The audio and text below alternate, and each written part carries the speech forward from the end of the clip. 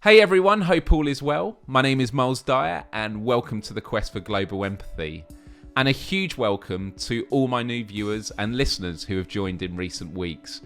I love you all.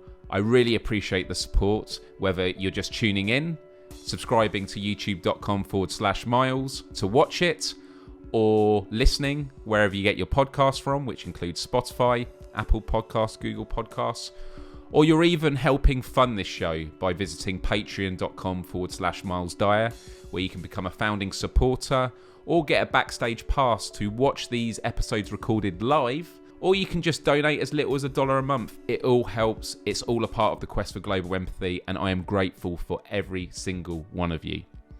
Now today, I am incredibly humbled by the guest we have. He is a dream guest of mine, has had a huge impact on my life due to the great work he does. His name is Paul Gilbert, and he is a British clinical psychologist, founder of compassion-focused therapy, compassionate mind training, and the Compassionate Mind Foundation. He is also an author of many books on the subject, including one I mention a lot called The Compassionate Mind. I guess you could say he is a person of great compassion, and he joins us now. Welcome to the Quest for Global Empathy. Thank you, Miles, and thank you for inviting me. It's honestly a real privilege to have you here. I am going to start with probably one of the most basic questions you could start with in a discussion, but you have such an interesting background, and it is, what is your background? How did you get to where you are today as a founder of compassion-focused therapy and the Compassionate Mind Foundation? Ooh, I know it's a big one. That's a very big question.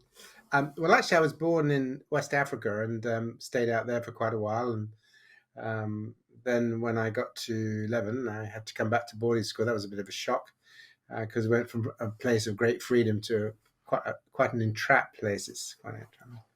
And my first degree was actually in economics. And that was interesting because in economics, the course I did was very much about studying interactions between processes. So, link between terms of trade and wages and money supply. But I'd always really wanted to study psychology, but in the late 60s, that wasn't regarded as such a good career. And people said, oh, no, you must stay with economics. You'd make a lot more money. But while I was studying economics, I really thought, no, I'd like to do psychology. So then I did what is called a changeover degree at Sussex University. Went to Sussex, and that was quite a biological degree. Actually, it was an MSc in psychology.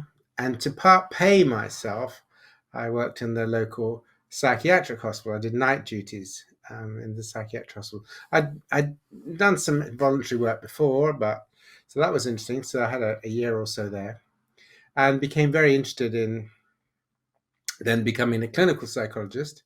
And I went off then to do a PhD in Edinburgh on a specialist depression unit. It's called a medical research council unit.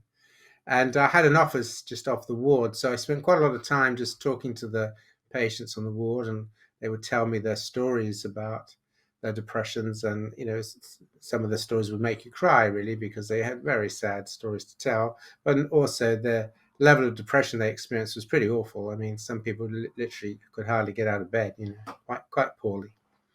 And so I did my PhD looking at how depressed people respond to positive events and negative events, and compared that to people who are anxious. And what we found was that depressed people simply didn't respond to positive events. They didn't respond to succeeding at a task. And we were looking at things like galvanic skin response, which is a physiological marker of reactivity, and also found that depressed people had a very high fear of failure, very self-critical, all the usual things. So that was that. So I finished my PhD, and then I went to Norwich, and I trained as a clinical psychologist until 98. Trained as a clinical psychologist, finished that all up in 1980. Stayed in Norwich as a clinical psychologist until 1989, and then took head of department here in Derby. Now, we hadn't planned to stay for that long, but the kids were happy at school, and we like our house, and were quite near to the Peak District. So 30 years later, actually a bit more than that now, here we are. And on that road, I set up a mental health research unit between the university and Derby University and the hospital. And then in 2006, we established the Compassionate Mind Foundation, which was primarily then to start to look at the link between compassion, how that works in the brain, and helping people with mental health difficulties. So that's sort of my academic history, if that was what you're interested in. Definitely. And I knew you were going to sum it up brilliantly. So thank you for that. I just thought it was really important to give some context because I think for a lot of people, when they look towards professionals in psychology and other scientific fields, it can seem like there can be quite a gap of, well, yes, they're there, but actually, what is the journey that you go on? Like, what are your experiences with that? And what I found most interesting when discovering compassion focused therapy via my own therapist about 5 years ago now was when I've had therapy or counselling myself, and I call it standard therapy, where you just see a counsellor. It feels very transactional in the sense that you bring your problems, you talk them through, and then you feel better and you go back out into the world. And then later in life, I did have cognitive behavioural therapy, which is where you go through your problems, but it's about learning the tools and the abilities to deal with those issues when they potentially could appear in life again. And I found that helpful as well, even more so. But in both those circumstances, I found the therapies to be, for lack of a better term, clinical, quite cold, very matter of fact of, well, this is what you have to do.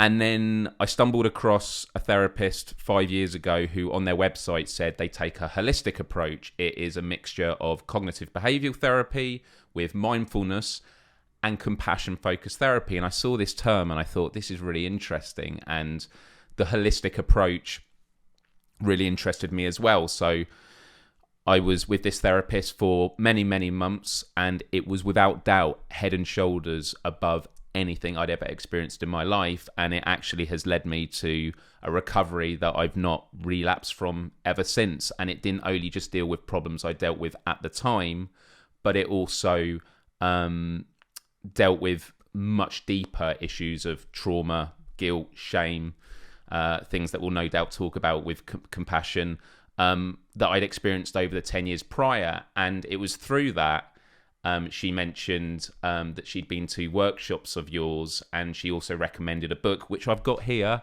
which is your book, The Compassionate Mind. And I bought it, and I loved that the fact that half the book goes into the history and the background of compassion and the science behind it, and then the latter half goes into more exercises and things that you can do. And that was how I discovered you, and it's been a real privilege to have you on today for that very reason. And because it has helped me so much, I just really feel that a lot of the things we're going to talk about can really help people that are listening and watching this as well. And so with that said, you run the Compassionate Mind Foundation, and it is founded upon the idea of compassion-focused therapy. So could you just talk a bit about compassion-focused therapy first? What is compassion? Why does that have a place in therapy? Was it something that before that, compassion was something that wasn't usually touched upon? Well, it's a great question, Miles. So a couple of things. I mean, I read a book called Overcoming Depression, and in there I mentioned that when I was in my late 20s, I had a little bit of a depression, which wasn't very pleasant. So that taught me quite a bit. So that was one aspect. But we came to compassion in lots of different ways. There's lots of different routes into where we came. And one of them was to pick up what you were saying, was using a lot of cognitive therapy in depression, because in the 1980s, Tim Beck and co, they were the up and coming stars, and they made fantastic innovations in psychotherapy. Now, with cognitive therapy, what you do is you try to identify people's ways in which they can be thinking, such as being very negative about the future, or being very self-critical, or finding it difficult to trust other people. And you'd help them to identify some of the key thoughts. So it could be, I'm not lovable, I'm worthless, I haven't achieved anything. and then to stand back from that and to suggest, well, can you think of any evidence against those beliefs? I mean, if a friend was talking to you, what would they say? Would they agree with you? Would they not agree with you? And that can work quite well with some people, to recognize that we can have thoughts in our minds that throw us into depressions or anxieties, and then those thoughts and those anxieties, they chase each other. So you have anxious thoughts that makes you anxious. The more anxious you get, the more anxious thoughts you get, right? So you're trying to break up that loop. Anyway, so that was what we were doing. So, and a number of people, one person I often talk about because I'm incredibly grateful to this person. She was extraordinary. But she had been quite poorly, really, and had various suicide attempts and been in and out of hospital, had been adopted, and had a very strong feeling that she shouldn't have been born. Nobody really wanted her, although she had an excellent, husband, and kids were great. And so we could help her stand back from that and to see, look, you've had this feeling about feeling very depressed, you don't really fit anywhere, and so forth. And on the other hand, you recognize that you have a husband that really cares about you and children. She says, yes, I know that, but it doesn't really seem to get into me. So one day I said to her, well, how do you actually hear those thoughts in your mind? When you're thinking to yourself, well, actually, I have a husband that really cares about me, and I've held down good jobs, and I've got 3 children who are doing great at school. How do you hear them in your mind? She was a bit embarrassed. She said, what, you want me to say how I actually hear them? I said, yeah. She said, okay. Come on, you're doing cognitive therapy, aren't you? You got a husband who loves you. You got 3 great children doing well at school. You've had jobs. You got friends. For goodness sake, look at the evidence. Almost, you stupid woman. Yeah. So what I discovered was that the emotional tone of trying to be helpful was still pretty hostile. So the content was okay, the thoughts were okay, but it had this real hostility. Come on, pay attention, look at the evidence. What are you going to be depressed about? So that was really a bit of a shock. That was shock number 1. Shock number 2 was I started to check this out with other clients. Not just what are you thinking, but what is your emotional tone? How do you hear it in your mind? And either it was very cold and rational, or it was quite hostile. Come on, look at the evidence. So that was the first thing. So the second thing was that, so I said, well, what would happen if you kept those alternative thoughts? You could see that they're quite useful. But this time, imagine a very compassionate part of you talking to you like that, and try and generate a genuine compassionate feeling, because depression has been pretty awful for you. You've been suicidal and so on. So let's just work on the emotional tone and the motive, right? Rather than try to force yourself into changing your thinking, let's try and see if we can compassion yourself into it. And she said, no, I'm not doing I'm not doing that. She said, no, that's weak. That's not going to help me. How is that going to help me? I've got to just make myself believe this stuff. I can't see being kind and all that wiffly waffly stuff. She said, no. It's just, that isn't going to help. So that was the second shock, that actually a lot of the clients didn't really want to do it. They couldn't really see the point of it. They thought it was a bit of indulgence. It's a bit sort of weak, really. Just be kind to yourself. Come on. Feeling sorry for yourself, that kind of thing. Yeah, that's right, Marcy. Maybe you're just feeling sorry for yourself and there, poor you, and all that. So absolutely right, Mars. Thanks. So the third shock, which really shouldn't have been a shock, was the fact that any motivational system that has got trauma in it, if you open that system, that's what you will get. So, for example, if you like going on holidays, love holidays, aren't they wonderful? And then one day on a holiday, you get very badly beaten up. The next time somebody triggers that issue of holiday, going on holiday, those motives to go on holiday, you won't be jumping for joy. Instead of, you will have your trauma memories come back, and you may be quite anxious about going on holiday, because that system that should be pleasurable and enjoyable has now got a toxic memory in it. And so this was what was happening with the caring system, that when we started to invite people to be caring to themselves, we opened up the caring system. If there was trauma in that, that's what came back at them. They didn't actually feel, oh, isn't this wonderful? Look, I can be kind to myself. No. They started to get really quite distressed. Sometimes people would say, I don't know why, I just get really angry when I'm doing this, or I can't do this. I just feel so sad. I just want to cry all the time. I can't see how this is going to help me. So what we discovered then was that when you're starting to work with people who've got trauma in the care system, you have to detoxify the system. You have to work through the anger. You have to work through the anxiety. You have to work through the grief. So, for example, supposing it's somebody who's been abused by a parent, you have to work through the rage towards that parent. You have to work through the anxiety, the fear they experienced of being frightened of this parent. And you also have to work through the grief, because everybody is born wanting to be loved and cared for, protected, to be the most important thing in the world to your parent. And even if you deal with the abusive parent, you haven't dealt with the yearning inside of you, that yearning, that deep yearning for connectedness to somebody who loves you and cares about you.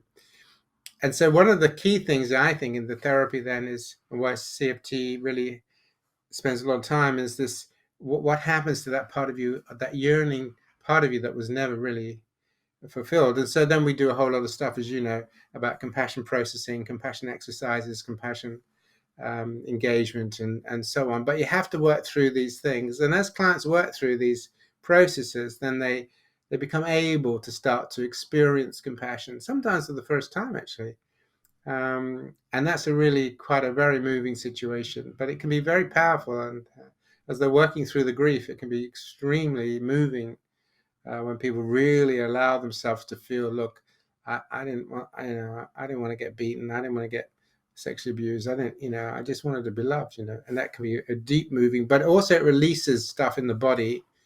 And so compassion really then requires a certain courage. Okay, it's not just being kind. You have to have a courage to engage in the source of your pain. And that really does, in a way, take us to the definition, which is this: compassion is our capacity to be sensitive to our pain or the pain of others, not turn away from it, not dissociate, not squash it out, not push it away, but to recognize we carry a deep pain within us. Typically, but not always, related to traumas that have happened in the past. And that's courageous to go into that. And then the second aspect is to really want to do something about it wisely. So the wisdom of knowing what to do, because intention is not enough. I mean, if I see somebody fall into a river and I think, oh, I must save them, that's quite good. But on the other hand, if I can't swim and I jump in, that's not very good. No. So if I don't know what I'm doing when I address suffering, then I can get into trouble as well. So what compassion-focused therapy does then is it helps people understand these basic processes of what compassion is and what it isn't, and then guides them through a series of exercises and personal discoveries so that they can begin to work with compassion over time. Yeah, the framing of compassion was a real big breakthrough with your work, because, as you say, it is a courageous thing to do. I think it probably comes down to the culture. For decades now, we see in more recent times discussions around mental health is more widely discussed, which I think is certainly true. But it's because in the past, people never wanted to talk about it out of guilt that there are probably other people suffering way worse than me, as we spoke about already. Don't want to feel sorry for yourself because that's a sense of weakness. Whereas what you've managed to do is help us flip it on its head and go, if it bothers you, regardless of the amount of pain, pain is pain and it matters, and therefore it needs to be dealt with. And I always think about, in the grand scheme of things, we are human beings on this rock that is spinning thousands, tens of thousands of miles per hour through this black void, and somehow we are here, and after millions of years, and that is an incredible thing to have survived through. But to be here in this moment has not been without the price of lots of suffering through evolution. And I'd love for you to sort of expand on that sort of aspect of it, because I remember when at your workshop a few years ago in Derby, you did a meditation, a guided meditation, where you played some music and you took us all through imagining the start of the earth, everything in the sea coming out onto land, the ruthlessness, the brutality of survival, to where we are today with war, factory farms. And it was a very moving exercise, but it was to show why compassion is important and why it is courageous, because it would be to stand in the face of all of that has stood before us, but also exists still in the world today. Yeah, that's a wonderful way of putting it, Miles, actually. So what we say to our clients, we do this little exercise if we're in a group, um, we've all been built, haven't we? I mean, how many of you chose to have 2 arms and 2 legs? Put your hands up. Okay, nobody does. How many chose to have a head that sits on top of your shoulders with 2 eyes and a mouth? You have to eat, otherwise you die. No, you didn't choose that. Okay. How many of you chose your ethnicity or your gender? Oh, you didn't choose that either. Okay, then. How many of you chose to have a brain that could be capable of great joy, but also anxiety and rage and depression and sex and the tiredness? And how many of you chose to have a brain like that? No hands go up. Okay. How many of you chose some of the things that really cause you pain? Like, how many of you chose to wake up in the morning and have a panic attack? Did any of you lay in bed tonight starting, oh, you know what? I think tomorrow I'll have a panic attack because that's boring. I've got to go and practice, or I think I'll get myself into a real rage. That'll be fun, won't it? No. I think I'll have a suicidal depression. The point about all these stories, is that we don't choose what goes on in our brain unless we know what's going on. It's very difficult. So a lot of what happens to us is because our bodies have been built for us. Our brains have been built for us by our genes. We didn't choose any of it. We didn't even choose to be this species, right? No animal chooses to be what it is. No elephant chooses to be an elephant. No human chooses to be a human. No man, a man, woman, a woman. So much of what we are the experiencing. We are the consciousness of a biologically created mind. We are the consciousness of nature's mind. But nature is vicious. And it's quite a major step in the evolution of life for compassion to come into life, right? And it starts off primarily, as you know, with the attachment between the parent and the child. That introduces concern for another, in this case, your offspring. So this whole process by which we drop out of just being interested in ourselves and so on, so we can start to be interested in other people. That capacity to be compassionate is a really amazing evolutionary step. But a lot of people don't use it. They don't realize this is the most amazing capacity we have. It's the most courageous, the most moral of all of our motives, this capacity to be compassionate. People don't realize that. So they carry on in the same old nature way, fighting with each other and doing all the stuff that animals do as well. Not knowing how you can use compassion. But once you recognize that, the only thing that's unique to you, there is nothing else, which is that you are a point of consciousness. Everything else from your moods, your emotions, your sexual desires, everything, your need to eat, your need to breathe, everything really has all been built for you, not by you. Not only that, but even the version that you are, you never chose. We often make the story that if there were twins that were adopted at birth and one went in to be, say, I don't know, Palestinian, and one was adopted into the Israelis, they could end up actually fighting each other. Okay, if I had been adopted or kidnapped as a 3-day-old baby into a violent drug gang, this version of Paul Gilbert wouldn't exist. A totally different version of me would exist, because we know our backgrounds also influence our brain. Our brain is shaped by our early experiences. How our hormones work are shaped by our early experiences. How our immune system works is shaped by our early experiences. I didn't have any control over that. As a 3-day-old baby, I wasn't able to say, excuse me, I'd be grateful if you didn't kidnap me, because I'd be much better off with my own parents. So this recognition, this fundamental recognition that so much of what we feel, so much of the trouble that we have, is absolutely not our fault. It's not your fault at all. But, and this is the unfortunate part, in order for you to be able to work your mind, you have to understand it. In order to be able to work your mind, you probably have to practice certain things, right? So it's not your fault, but it is your responsibility to try as best you can not to behave harmfully to you or other people. So that's the catch in all of this.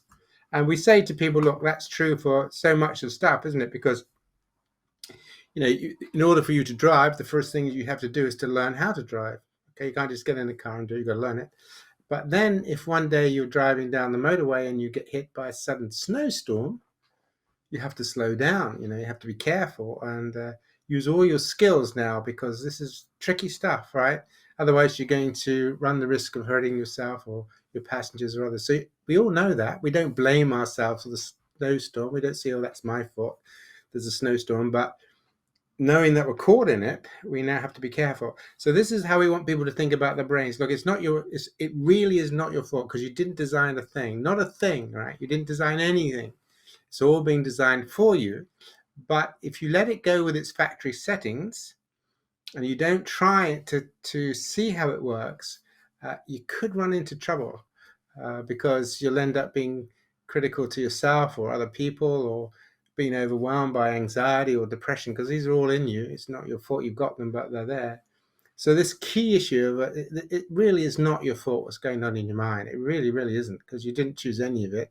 You didn't build any of it, but you have a capacity to be aware and conscious, and you can begin to learn how your mind works and then choose and practice how you're going to deal with some of the dark side of your mind, how you're going to deal with your depressions. If self-criticism turns up, what do you want to do about that? Because you can leave it, you can let it do its thing if you want, but it's probably not going to help you very much.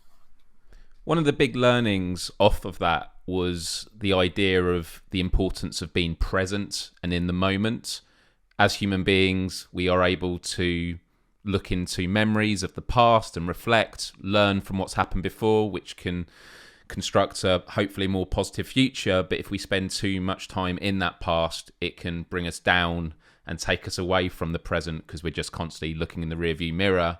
Whereas on the flip side, we have foresight, we can look into the future, we can plan our day ahead, but then that can lead to anxiety, because we start painting these future stories that haven't happened yet that are causing all this worry.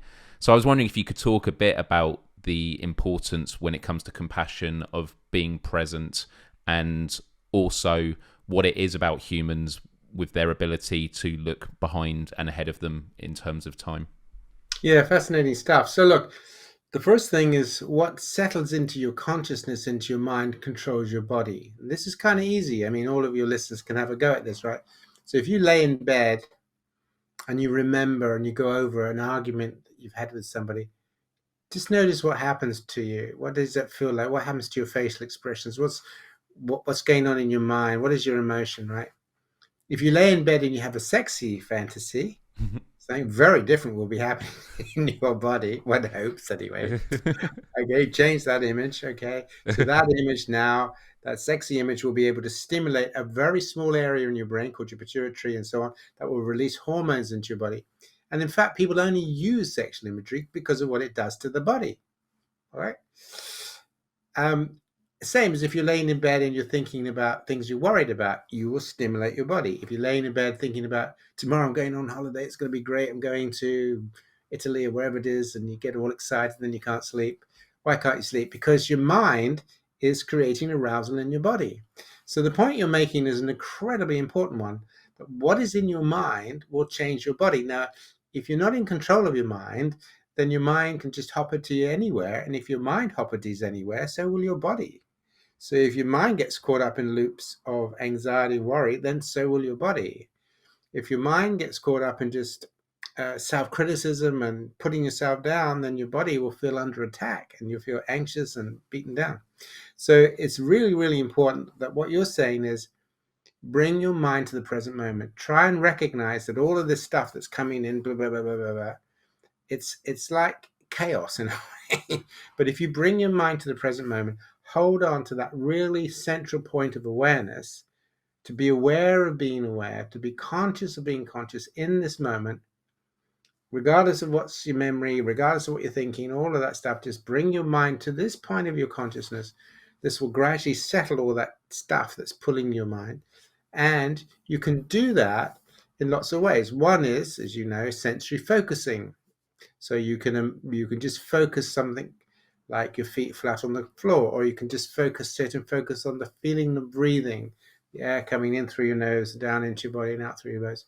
Or you can focus on walking, the sensation of walking, or if you go for the sensation of seeing, just being aware of what you can see, and the autumn's coming now, and the changing light and the changing. So you become very aware of the sensory world in which you're living moment by moment. Because as you know, you only exist in this moment. You do not exist in the moment to come, because it hasn't come yet, Mm. and you don't exist in the moment just gone. Your existence is only and can only be now. And yet our head is full of everything from tomorrow and what's going to happen, and suppose that, and maybe this, and what happened yesterday, or wherever it is. So our thoughts can run our bodies and run our show, not the present moment. But what mindfulness does for you, with many things, but one of the things it does is to break up those loops, so that you can bring yourself to where you exist, which is this moment now. Okay, this moment now, and that will gradually settle your body. So when we become mindful, we become aware, like focusing on the breath, that we actually settle the body. The body settles as well. We begin to feel grounded in the body, taking in the breath, noticing the breath, letting out the breath. Everything starts to slow down a little bit. So mindfulness is very important because it helps regulates the body. And the other thing that mindfulness does is it helps you begin to get different sensations of what it is to be conscious. Because most people don't pay attention to this amazing consciousness of consciousness. You are aware of being aware. We just take it for granted. But if you really spend time just being with it, this is extraordinary, this consciousness of being conscious, this capacity to have sight, to see, to have an experience of color. It's amazing to hear, to have the experience of hearing. So we're very passive, right? Whereas mindfulness teaches us to actively engage with the world in any moment. The world at any moment is full of amazing things. So And mindfulness, you don't need me to say this, is not a new concept. It's predated modern society, but the weirdness of it all is that modern society has kind of moved us away from living in the moment, because it's chasing that next paycheck, or everyone's always wishing for the weekend because they don't enjoy their jobs. It's always about, going for profits or targets. In election cycles, it's, for the next 4 years. As soon as an election is, oh, well, let's go for the next 4 years.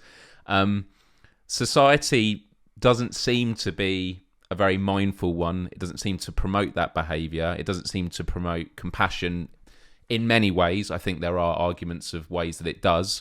Of course, that partly being, the work that you're doing. So the question of, do we live in a compassionate world? How would you tackle that question? yes, we do, and in the sense that the point is we're not. The point you make is a good one. We're not taught to pay attention to it. But I mean, if you think about your local place, you go to the shops, wherever it is, on the whole, people are friendly. I mean, the shopkeepers are friendly. You might chat to somebody down the road. You might say hi to people as you go past them in general. So something's gone very, very seriously wrong with our cultures. And we know what it is: agriculture. Because what happened was that basically our social brain evolved in what we call hunter-gatherer societies. And these were groups of about 100, 150 people. And you'd know them from the day you were born to the day you would die. Um, they were groups that didn't tolerate narcissistic self-promotion. And sometimes they would even kill aggressive guys, actually. Um, it was all very egalitarian. I mean, even sex was egalitarian. And really, your reputation within the group was very much about what you contributed to your group. Um, and you were expected, if you had a kill, you were expected to give most of it away to the group and all that stuff. So these were very, very egalitarian. And we also know that play was very important to them. And a lot of these groups actually have a lot of fun with each other. They sit around the campfires and they chatter and they sing and they do all kinds of stuff. But then came agriculture, and agriculture has suddenly allowed us to not just be hunter gatherers, but actually start to store food. Okay, so rather than gathering now, we planted seeds. We worked out, oh, if I plant a whole lot of seeds and then I won't have to gather because they'll all be there. And what about if I capture animals and put them in a pen? Then I won't have to keep chasing them every day. That's sensible, isn't it, really? So over time, groups grew and our resources grew, and then came the emergence of aggressive males to control it all. In other words, we had a throwback to primate behavior where aggressive males are really partly control the show because they just dominate through their aggression. They can create these hierarchies. So we started to do that all over again. And if you look at all of the major civilizations, the Vikings, the Assyrians, the Egyptians, the Romans, all of them, they're all hierarchical groups dominated by primarily, but not only, aggressive males. They're all quite warlike. They're all very much into more for me, more for me. This is a complete rubbish psychology to the human brain. It's a disaster to the human brain. But that's what we've been trapped in for the last 5,000 or 6,000 years, of this more for me. And we don't know how to get out of it. We really don't know how to get out of it, because really what we are, when we're at our happiest, is that when we are with people that we know and like, just having fun, actually. And when you're in that, then having more for me is much less of an importance to you. So basically, and as you know, I wrote a book on this called Living Like Crazy. This has been a disaster. Not only that, it's been an absolute disaster for men. Men are basically nuts. They are absolutely mad, most men, to be honest. I mean, if you think about it for a minute, how can you have armies like the Romans or whatever it is, who have all these young guys who are prepared to run at each other, knowing that they're probably going to have someone slice, slit their throat or stab them, or they're going to die in absolute agony on some bloody battlefield somewhere. What? What on earth is going on here? And yet, males of billions upon billions upon billions of guys have been prepared to sacrifice themselves, supposedly for the good of their tribe, having committing terrible atrocities themselves, but also being victim to them. I mean, you look at the Romans, who are an incredibly cruel society. I mean, crucifixion, the Roman. I mean, what on earth is this? It is madness, and we need to name it. We need to stop seeing this aggressive male behavior as somehow a symbol of strength. It isn't. It's a symptom of absolute craziness. It's just nonsense, because it is so harmful, so damaging. But through all of our history, and still today, if you look at a lot of the leaders in the world, most of them are completely and utterly contaminated with this dominant male psychology. And it's very, very dangerous. It's incredibly dangerous. I mean, I won't name any names, but you can probably think of leaders all around the world who are aggressive, dominant males, and that's all that they're pushing. And they're pushing this neoliberal rubbish, which is all about how we compete with each other, and if you're not up to it, well, then bad luck on you. But that's not our natural psychology. Our natural psychology is actually to be part of a close-knit group where we help and share with each other, and support each other and go out and have fun and be joyful. And so that's a little bit of a rant for you, really. No, that's great. And something I really loved about the Compassionate Mind book is you do talk about the societal issues, which is further context of the need and the case for compassion. And I definitely identified with a lot of those values in the book.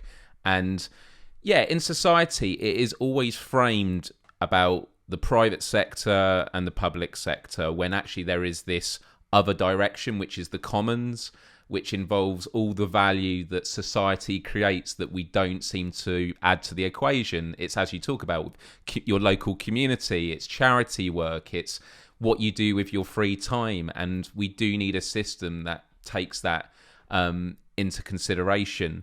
But the other thing I was going to mention, with my own experience having joined YouTube when it pretty much started a year later, so I joined in 2006 and have been doing it 15 years now, I was very much a hippie with it at the get-go, saying this is an empathy machine, this is going to change the world because you're no longer going to war with strangers from afar, you're going now to war with a country that you probably know people and video chat with online, so it's going to build that empathy.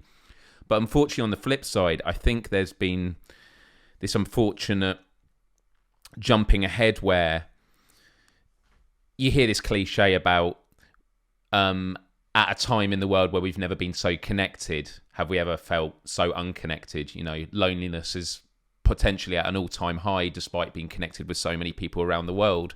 But think it also comes down to the qualitative nature of communication, which is you and I right now, it would be much better if we were in person, but in video, we get each other's tone of voice, our body language, we can visually see each other.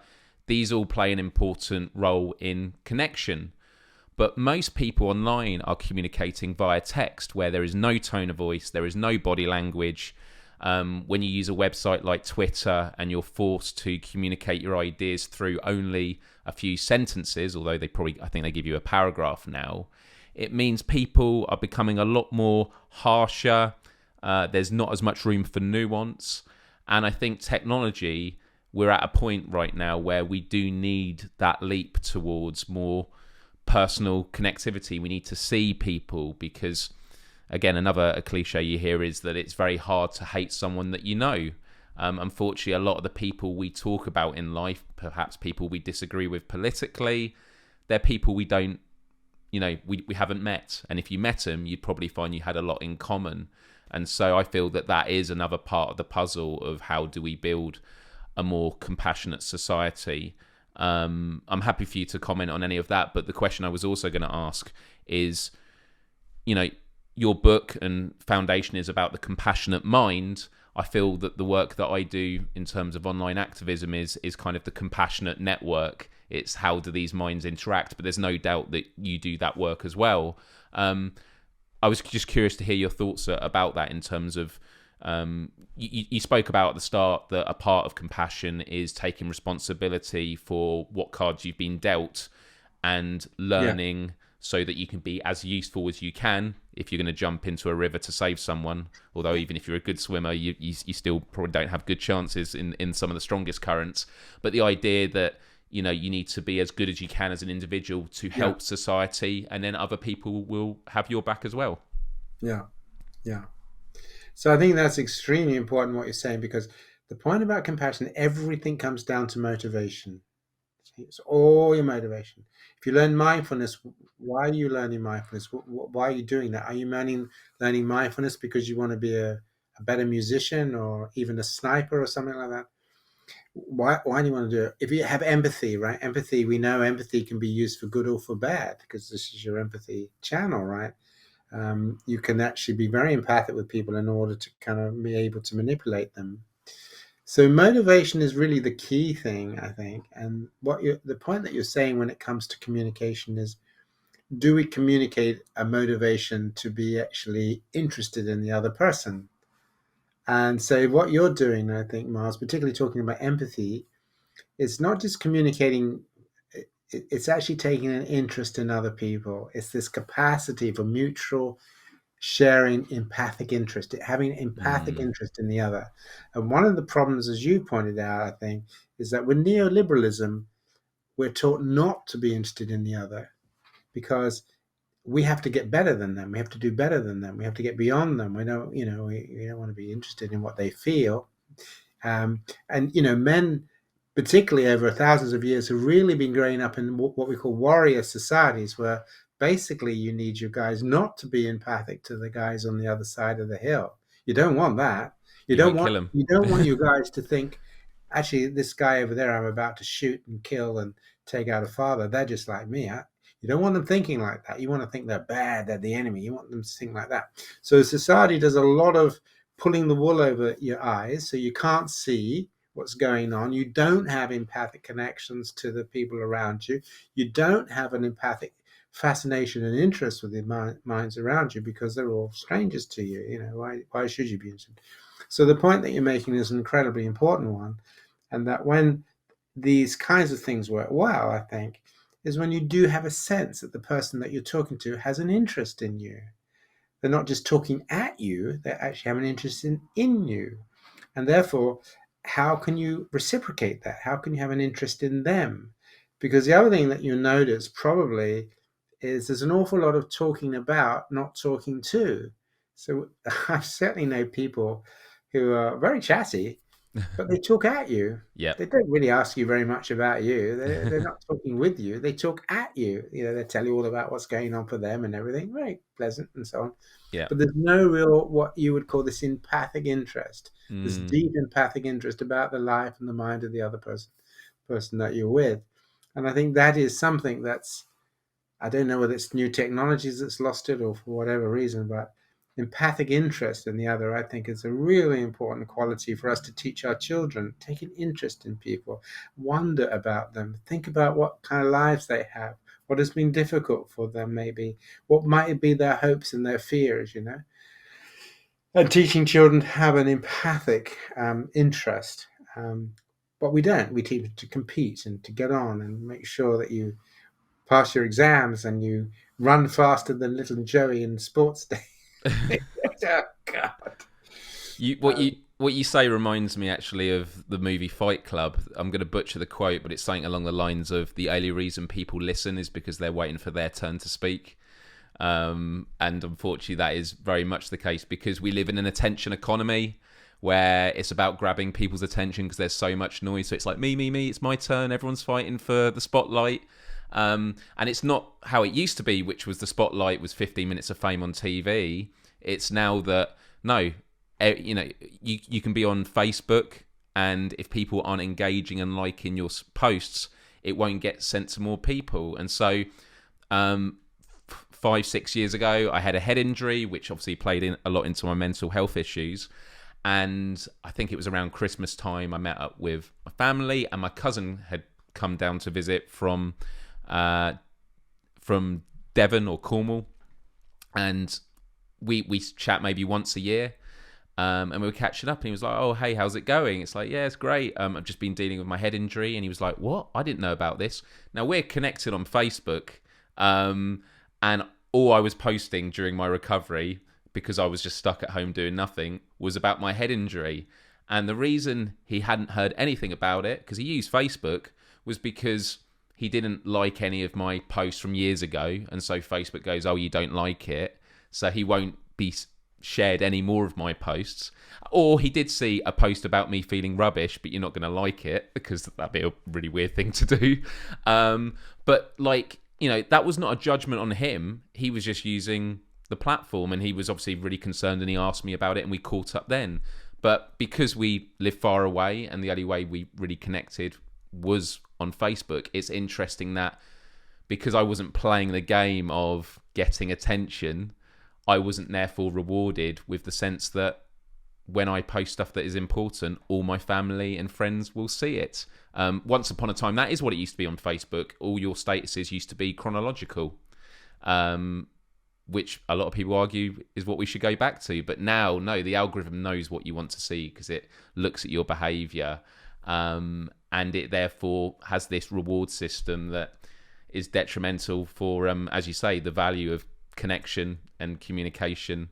People are doing it for reasons that are actually, understandable, and they're not doing it with ill will. It's just that's the game that we've been forced to play now, and I think that's another element that definitely has to change.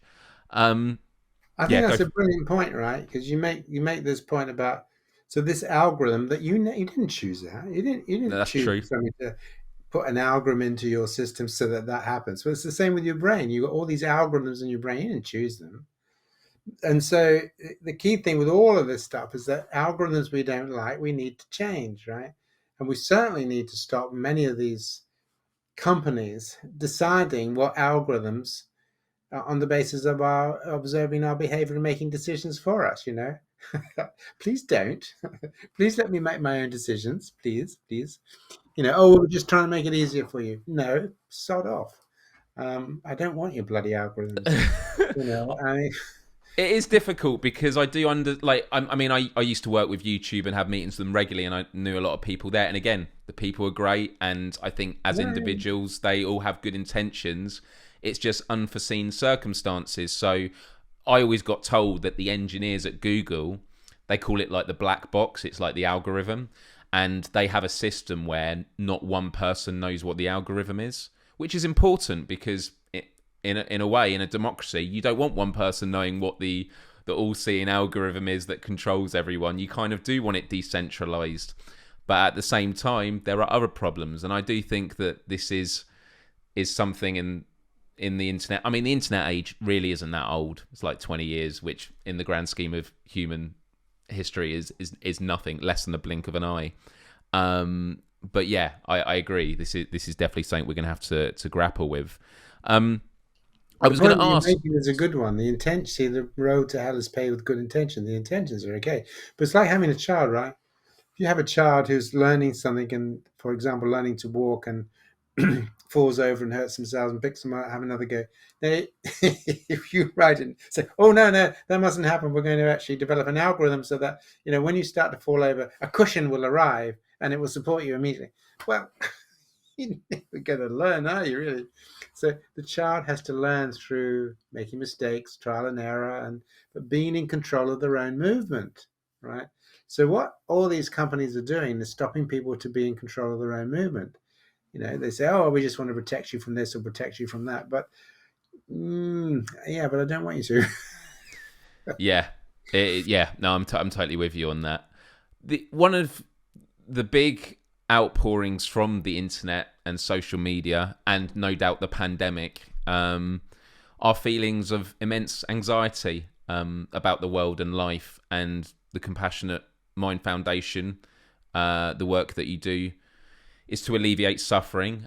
And one of the most common aspects of suffering in modern day life is anxiety. And I know that many of my listeners and viewers might be dealing with it as they're tuned in right now. So I would love for you just to talk about what is anxiety, what is the psychological and physiological aspects that back it, and then what can compassion focused therapy do to not just help alleviate it, because I know it's in two ways. It's having preventative measures, and then it's alleviating it when it is there, just with some examples as well that people could try. Okay, so anxiety basically is systems in you that make you want to do something. All right. So for animals, it's to make them run away or whatever, or hide or whatever. So you feel anxious to do something, to get away from the threat, to see the threat, to get away from the. So anxiety is basically a protective emotion, right? And sometimes it's really good, isn't it, right? The problem is that humans have this new brain, which means that they can run their own programs. Okay, so like I was saying earlier, for most animals to feel sexy, they have to wait to see something, See, chimpanzee with no clothes on, there we are, I can go now, whatever. But humans, they can think, they can imagine, and they can stimulate these body systems. Any of our emotions can be stimulated through what we think and what we imagine. And the anxiety system is a protection system. So it's very, very keen to get you to keep thinking about positive threats, possible threats, right? So anxiety and thinking form a very strong loop in your mind. It's very easy for us to keep thinking about things that make us anxious. Now, once you begin to recognize that there is an element to which your anxiety is being driven by the way in which your mind is thinking about things, regardless of whether it's true or not, then you can make a decision what you're going to do, because you really want a different part of your brain. You want a different aspect of your mind. So the most important thing then is to learn to notice, oh, okay, I'm having anxious thoughts. Now, if I was really at my most compassionate with myself, if I had a compassionate friend that was with me, what would they say to me? How would they help me? How would they help me deal with this, right? And so we know that when we're facing things that we're frightened about, if we imagine facing them with somebody who cares about us, it's much easier. Imagine you have a friend who has to go to hospital, and they phone you up and they say, "I can't go because I'm too frightened of the operation. I can't go. What am I going to do?" The chances are, if you're a good friend, you'd say to them, "Okay, well, first I understand your fear." You don't say, "Don't be stupid." Yeah. Don't be stupid. Get to hospital, you arsehole. You don't say that. You say, "Look, it must be quite frightening, sort of going to hospital for an operation. I can see why you're so frightened, and I'll tell you what, I'll come with you." So you realize two things about compassion: that when you're frightened, the first thing then is to validate it. Look, I understand that you're frightened, or you're anxious, and there are all kinds of reasons for that, and just pay attention to what you're thinking. But let's see what would be helpful to you? What would help you through this anxiety? What would support you in working with this anxiety? And sometimes you can look at how you're thinking. Sometimes you can change your behavior. But when you feel supported, when you feel understood, when you feel you're not being stupid, that life gives us lots of anxieties, doesn't it? You'll find the courage to go through it and go with it. When it gets difficult is when you're trying to stop it and get rid of it, then it gets a little bit more tricky. So compassion helps us to see that I didn't choose to have a body that can make me anxious. I didn't choose that. I didn't choose to have a mind that kind of puts me into these loops. But what I can do is I can notice when it's happening, pull myself out of it and think to myself, okay, I'm feeling really anxious right now. If I was at my compassionate best, how would I like to be with my anxiety? How would I like to build the courage to deal with my anxiety, just to be with it, not to let it overwhelm me, but just to tolerate it? How would I support a friend? Well, maybe I'd hold their hand and walk with them. Okay, so that's what I have to imagine then, that maybe somebody is holding my hand and walking with me. So I don't fight with it. I understand it. I didn't choose it. I don't particularly want it, but I actually surrounded in this compassionate, caring aspect to it. And let's see if we can build the strength and the courage to go through it. Just like by going with your friend to hospital, you give your friend the courage to have the operation. And think about this, that if they do and they get better, just think how joyful you're going to be. And it's the same with compassion, right? When compassion really helps you, it gives you a really lovely feeling, that you've got through this ordeal, this fear, or whatever it is, you've come through it. And that's because you really supported yourself compassionately. And that'll give you a good feeling. That's a good feeling. Just like if you really help somebody come through a bad time, it's a good feeling. It's good to help people. What was the experiment that you showed a video of? Again, it was at the workshop where you were with a patient who was incredibly self-critical and negative, and you had an empty chair, and you did the switch where, I mean, I'd start explaining it now. It'd be best for you just to go straight into it. But I think this is a really great exercise about a lot of what you talk about, which is the fact that we are our own worst enemies, and that the way we talk to ourselves inside our head, with the examples you gave already during this discussion, is not the way that we would talk to others. And so by externalizing it, we can actually reveal the absurdities and hopefully have a chance of dealing with it. Yeah, so there are a number of elements to that, Miles. So the first thing is for people to understand their criticism. So you can do this really, but don't do it to distress yourself, only to find out about yourself, right?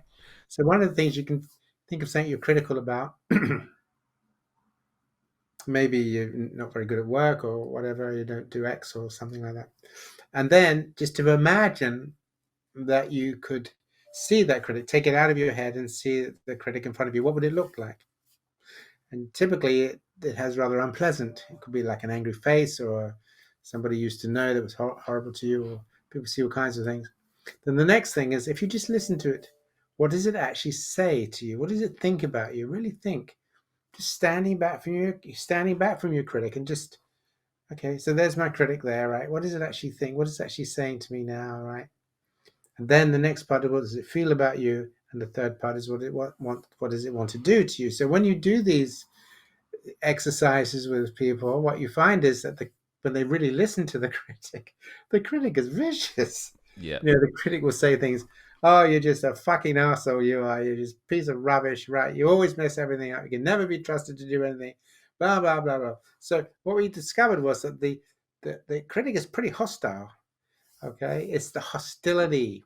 It's the hostility that's doing the damage, right? And you suddenly realize, oh my goodness me, I'm calling myself an asshole here.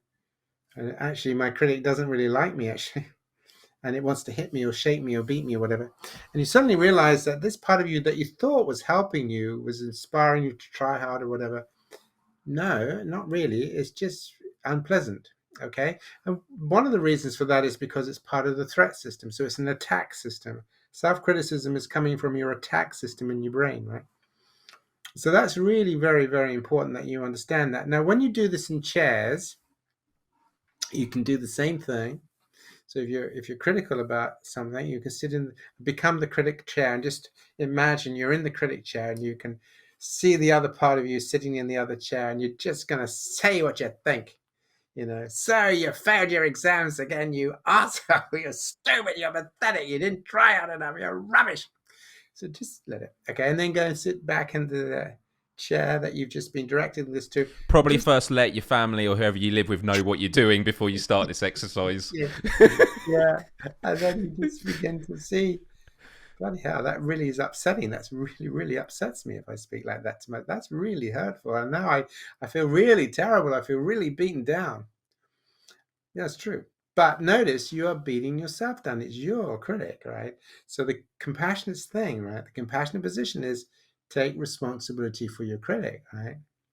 So this is important. And one of the ways in which you do that is to say to your critic, so what's in it for you then? What's going on for you? What sits behind you? What are you most frightened of? And usually critics are frightened that if you don't change, nobody's going to like you, nobody want to be with you, you're going to fail at everything. So you can say to your critic, so basically, critic, you're just full of fear, really, aren't you? You're just really frightened of everything. You're just frightened that I'm not going to do well and this is all going to happen. It's okay. I can help you with fear. I'm a compassionate self. I can help you with fear. I have the courage to work with your fear, right? I have the courage to work with my fear of rejection. I have the courage to work with the fear of not being good enough. I have the courage to work with the fear of being marginalized. I can work with that. I wouldn't want it to happen, but I can cope with it. I don't have to panic and start bashing myself about, right? So the compassion then helps you to become very, very sensitive and empathic to what sits behind the critic, what is driving the critic. The critic is just having a tantrum because it can't control you in the way that it wants to. But what sits behind it is often a lot of fear. The only thing to be aware of is that it is self-criticism, because sometimes people hear the voice of an abuser or something like that. Now, if that's the case, then just to remember that is not self-criticism, because you are hearing the voice of somebody else. That's an abusive memory. Now, sometimes people confuse an abusive memory, that's what my father used to say to me, whatever, with their own self-criticism. So those two things are quite different. So as long as you're clear, now this is me, this is what I think, that's what my critic thinks about me. You can work with the critic, and you can just imagine how you would bring compassion to your critic, right? Look, I can see that you're really in a state here about this, but behind that, it's a bit like the Wizard of Oz, isn't it? I'm the critic. I'm the great critic. I know. I'm going to beat you. I'm going to make you. I'm going to force you. I'm going to change. And then you pull the curtain back, and actually what sits behind it is this really frightened, but maybe they won't love me if we don't. If we don't do better, then we're going to be left out in the cold, and that's the way the compassion goes to that. The if people were to try this, and the part of it of verbalizing your self-criticism, and there'll be a lot of people that go, oh, that just makes me feel silly. That feeling of silliness actually, in a way, demonstrates the absurdity of the thoughts in the first place. I mean, it's not always going to be the case. Sometimes people find it just quite traumatic to go through that. But those that think, yeah, this sounds really ridiculous, that is a helpful part of the process of just taking it from an abstract thought into concrete utterances. And actually, when I was in therapy, I was dealing with episodes of shame and guilt, and an exercise I was asked to do was write myself a letter about that. So I was like, oh, is it just like a letter where I describe it? It's like, no, dear Miles, this is what happened. And I went through it, and it felt weird doing it. And then I had to read it at the next session, which also felt awkward and weird. But I had so much trust with my therapist that I was just willing to go for it.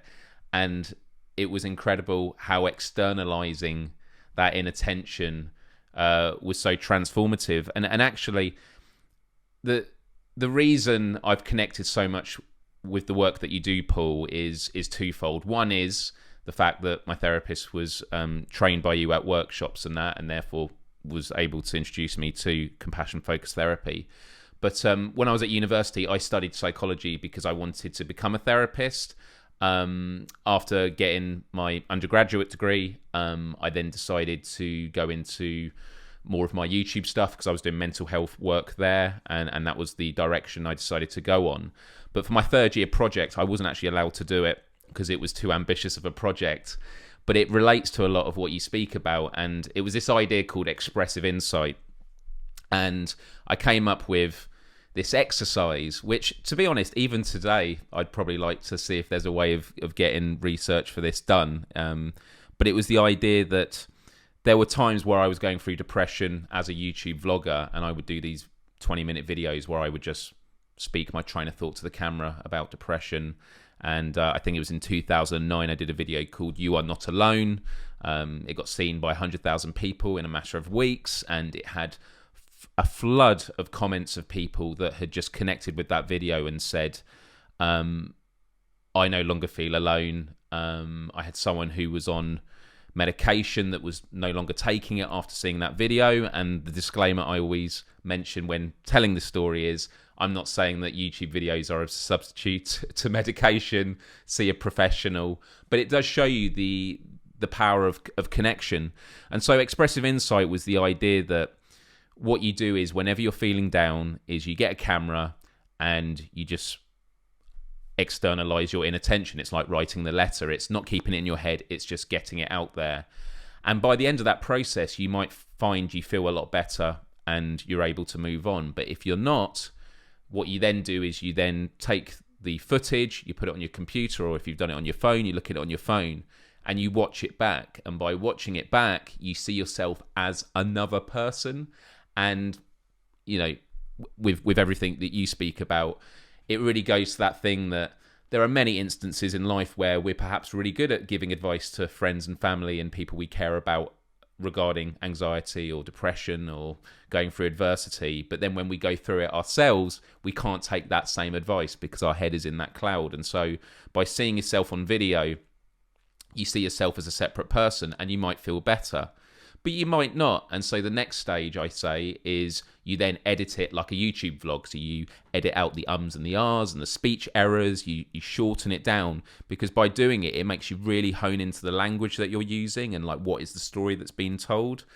And then that can help alleviate that suffering.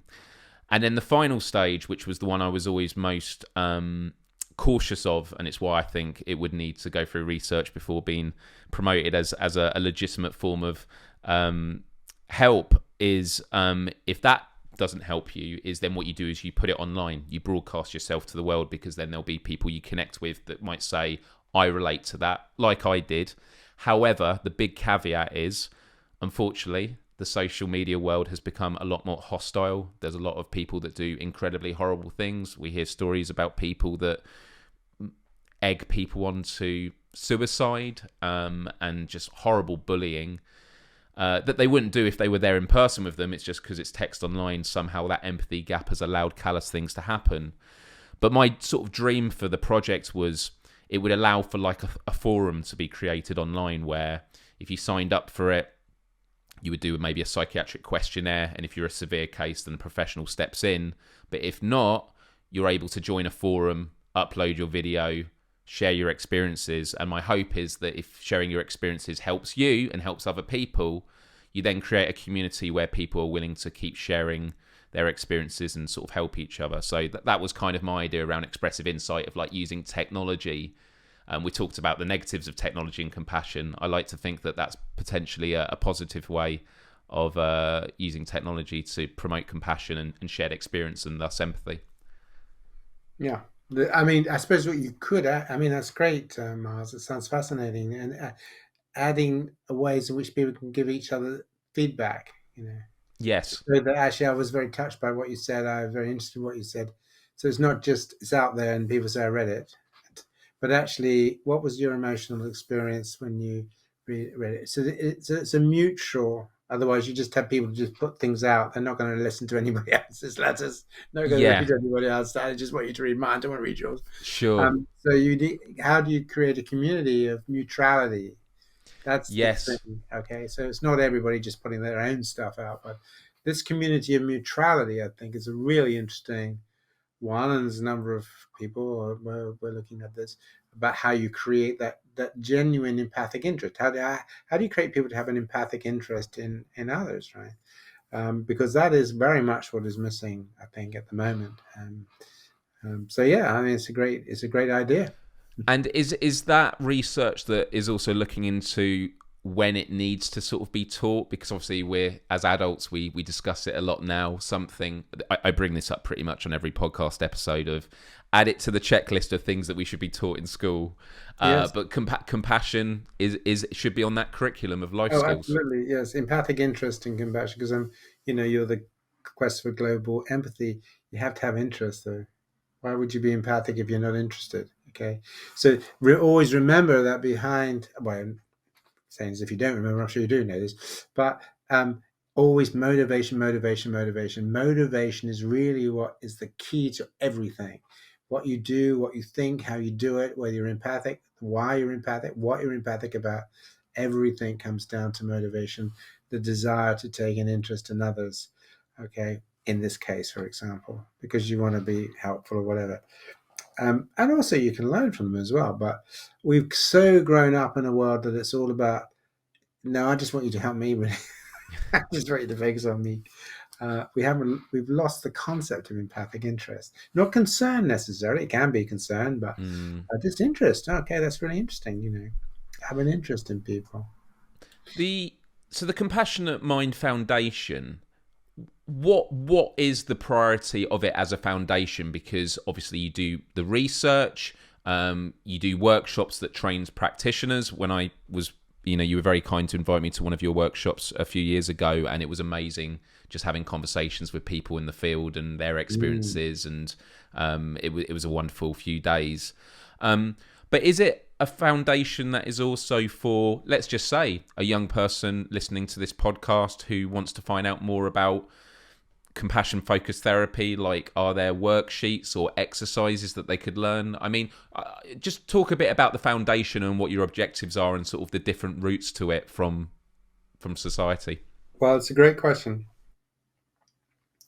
So we originally set it up as a charity. I didn't want to set it up as a business. I wanted to set it up as a charity that we would just keep plowing funds back in to develop the therapy, to develop the research of the therapy, and to teach therapists how to do it. That was to spread really an understanding of compassion based on evolutionary science, basically. Because there's a lot of stuff out there like, compassion is the same as love. No, it's not. James, no, it's not. So what is compassion? And the key thing of compassion is this sensitivity to suffering, this real engagement, this preparedness to engage with it in a courageous and wise way, right? So this courage is central to it. So that's part of what we're doing, is to clarify, research, and develop a deep understanding of compassion, how it works in the body and the brain, how it is a antidote for a lot of mental health problems. Okay, not necessarily by itself. We use a lot of cognitive therapy and other therapies. There's some wonderful therapies there. But again, it's motivation, that's important. And also, more recently, your question is, can we make available to not just therapists, but to the general public, a number of these techniques, ways of thinking about how our brain was put together? Because I didn't choose my brain, you didn't choose yours. Um, and exercises that people can do. So yes, on our website, there's an awful lot of exercises about how to breathe in a particular kind of way, how to generate compassionate images, how to use compassion to help yourself.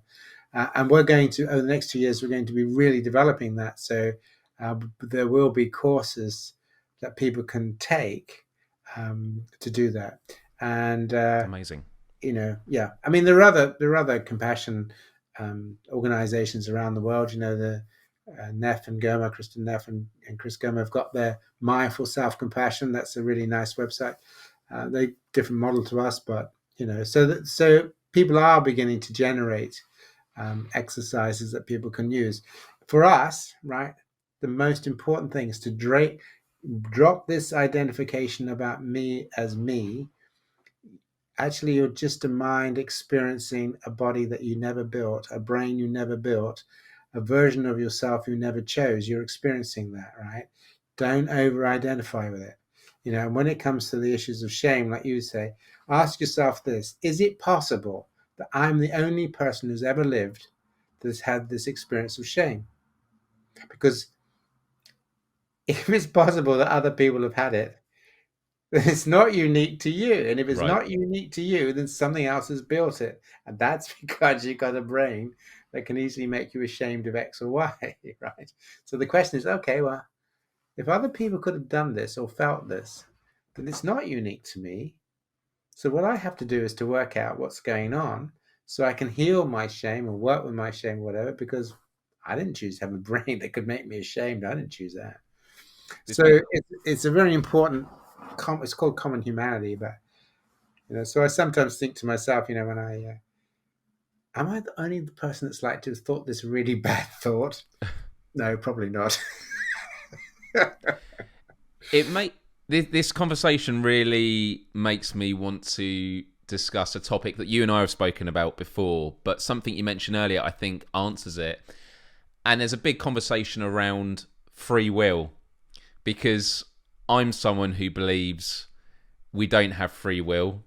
We just have the illusion of it, but we have to kind of live with the belief that we have it, or else we would probably drive ourselves mentally into the ground. So the illusion of free will is important. But then that gets into a conversation, and by the way, I don't expect us to go into a massive debate about free will now, because that would be a whole other podcast, no doubt.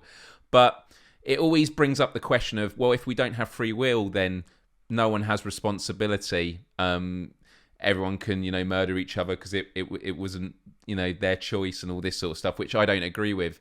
And I think it goes back to what you said near the start about it wasn't our choice to have this body, to be born at this time, in this place, with these experiences. But we do have a responsibility to work with the cards that we were dealt. What would you say to the question of free will in the context of us being born with what we have? I think it's a brilliant question, very, very important. Philosophers are discussing this, of course, all the time. There's a free will. Let's just start at the beginning. Do you have the capacity to see infrared and ultraviolet? No. You can only see the colors your brain will allow you to see. But we know the spectrum is infinitely bigger than the one you can see. You can't see it there. It doesn't matter how much you want it, you're never going to see it. You have no choice. You have to only see your narrow spectrum. You can't see outside of that spectrum. You just can't, right? No matter what, you don't have free will. So when we come to our senses, there is no free will. It's all been designed for you. You will feel what your body will allow you to feel. You'll see what your body allows you to see. You'll hear the tone frequency your body will allow you to hear, and you cannot change the dial. There is no free will. That is it. It's fixed. It's done. Right? So let's have a think about our emotions then. What about that then? Your body has been built for you to be able to experience anxiety and so forth. Can you experience good? What the hell's that? No, you can't, because you don't have a brain to do that. What is that Okay, word? you don't even know what it is, right? Did You you can just make that word only, up? yes, I did. You can Very only good. Copyright it quick. the range of emotions and feelings and thoughts that your brain would allow you. Okay, that's it. You can't go beyond that, right? But the key thing is actually, so here's your palette of possibilities, right? You could have anger and you got anxiety and that sort of stuff, and they get put together because of how your genes are and how your environments affect you, because they affect the way your brain is and everything like that. But if you become mindful, if you become an observer, if you're able to use your consciousness of consciousness and you can begin to observe, then, as the Buddhists say, you begin to have enlightenment. And on that journey, you begin to have not so much free will, but choice. Now, you could argue, what's the difference between choice and free will? Great question. But you can now see, look, yes, I could go and beat that person to a pulp, but then I'd end up in prison. That wouldn't be very good. And then my guilt system would give me a lot of trouble, actually, because I'd feel really bad about that. So I don't think I'll do that. I think I'll help them rather than hurt them. And so what we discover then is that if you live to a motto, that if I learn to live to try to be helpful rather than harmful, I actually will feel better. Actually, my body will work better. My cardiovascular system will work better. I'll get on better with other people. Other people will get on better with me. Life will be so much better, won't it, really? If I can create a world where everybody seeks to be helpful, not harmful, wouldn't that? I think I'd like that, really. That's it. That would be my choice. I choose that because it's good for me and it's good for other people. Okay. So the interesting question comes around to recognizing that we are incredibly limited in terms of what we can understand, what we can see, what we can experience of the world. Very, very limited. We don't have any choice about that. We have a palette of potential motives and emotions that can, the colors of the mind, if you want. And if we want to learn how to paint, then we're going to have to start paying attention. You have to learn about these things, because if you don't, then your choices are simply being made by whatever turns up in your mind at the time. So you get angry, so you become aggressive. You get anxious, you run away. And this is the basic Buddhist position, is that you have no free choice until you can observe and make a choice. I can observe my anxiety, but I'm going to choose to stay with it and not run away. I can observe that I'm raging and angry, but I don't think I'll say, if I say this, that will be harmful. I don't want to do that. So that's how I would see it. We're doing some very interesting research with psychedelics in Argentina, because we're very interested in what happens if you change the chemistry of the brain. People begin to experience the world and see the world in very different ways. So, as you probably know, when people take psilocybin, which is the magic mushrooms, they often have a sense of very deep interconnectedness, a very deep sense of interconnectedness, which is quite phenomenal, really. But that is because they have these physiological changes that the mushrooms do. You can remember those feelings, but you can't recreate them without that physiological change. Right. You don't have a choice. Okay, when I had the magic, I haven't had any, but people say when I had those magics, I I can have. remember what the feeling was, but I can't recreate it without the mushrooms. Right. You don't have free will. You can't recreate that state. So these are very, very important. It's the same with the alcohol. Make a simple one, alcohol. Mm. You like to get nice and have a few vodkas or whatever it is, and it gives you a really nice feeling. But you can't just create that feeling without it's difficult. You can create something similar, perhaps, but so these are very, very important questions, that so much really of what we experience depends on our physiology. But on the other hand, the point about mindfulness, all the stuff you were talking about, is that when you start to be aware of your mind, when you stop blaming yourself for what you're feeling, when you become curious about what's going on, when you make a decision that actually, I think I'd like to live to be helpful, not harmful, because I feel better if I Mm. do that. And other people around me will feel better. Um, then you can begin to work to do that. That's really great. And yeah, it's interesting what you mentioned about using, external things in your environment to, whether it's getting drunk. I did mushrooms when I was 17, 18, and actually they were legal. You could buy them in the store in Reading. They were called Philosopher's Stones. They became a Class A, which kind of, it's interesting, the drug rules of, I did something that was once legal and now I'd get 20 years for it. But the experience I had was incredible. It was a real sense of connectiveness. I honestly feel it broadened my sense of empathy. I had some pretty intense experiences, which I won't go into now, but I also had some ridiculous ones. Just for a bit of a funny story, there was this moment where I was so into it, I felt I had a tangible grasp on thoughts I could never communicate before. So I was like, I've got to write all this down. This is going to change the world. So I just got a notepad and I started scribbling it. The next day, woke up and I was like, where's that bit of paper? And I got this bit of paper and it was just scribbles. There was no words.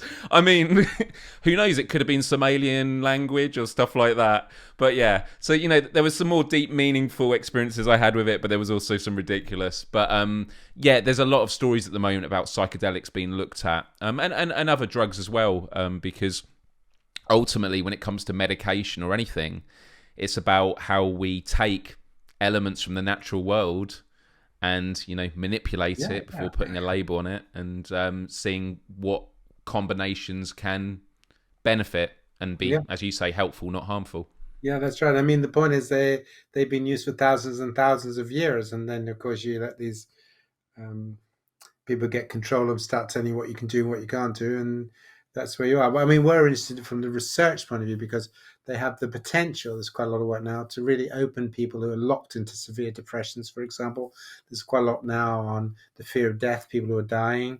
If you can have these experiences, it really Mm, gives their death a much more peaceful. They have much more peaceful. They're more accepting of the process. So, I think, and well, not me personally, but lots of people think that these correctly used, right, properly used, they can really be quite transformatory. Some of these substances.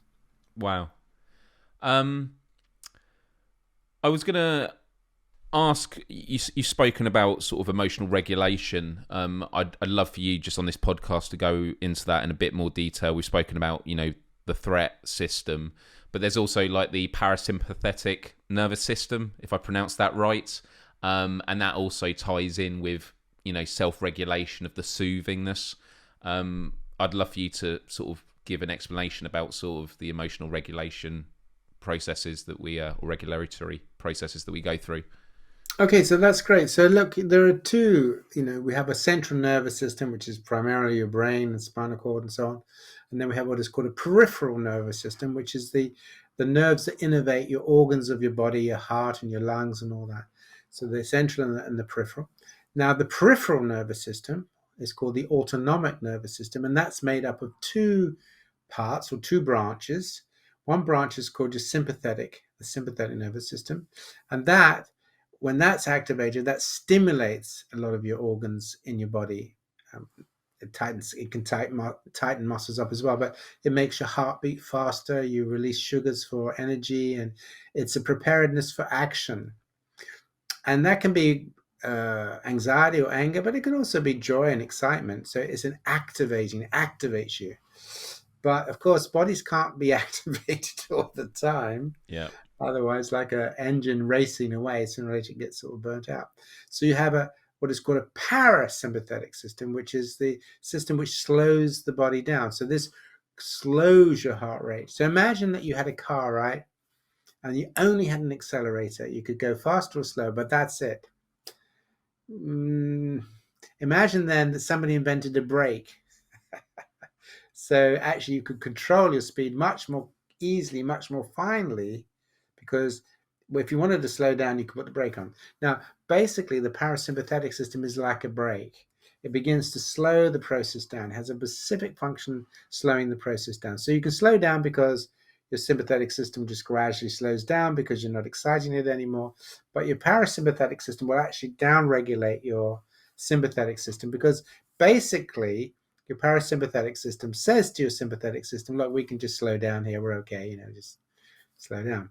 And this is called the rest and digest system.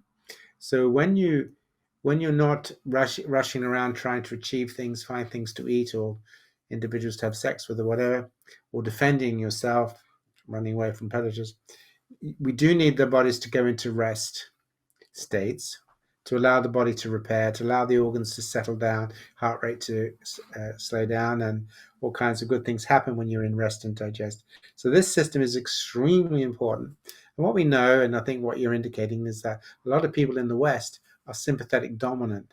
The parasympathetic system is not so well developed for them. They don't find it so easy just to slow down and be in a state of contentment and calmness because they're not used to using their parasympathetic system. So, what do? We teach them. Now, there are breathing exercises that will support your parasympathetic system. One of them you can use is where you sit with your shoulders are lifted up and back, and that will open up your chest. It will open up your diaphragm, and it'll give you a concave curve in your back. So when you're over your computer, your back is outwards, right? When you do this, your back points inwards, and that lifts your diaphragm. So that's what you want for the breathing, and then you breathe in through your nose for about 5 seconds or so. Excuse me. Just stop a little bit at the top of the breath, and then just allowing the breath to leave your body through the nose gently. And the idea is that you're breathing down into the diaphragm. Really, the breath should go as deep as you can manage, and that as you're breathing, your diaphragm is doing most of the work. So not up here. So if your shoulders are going up and down, Right.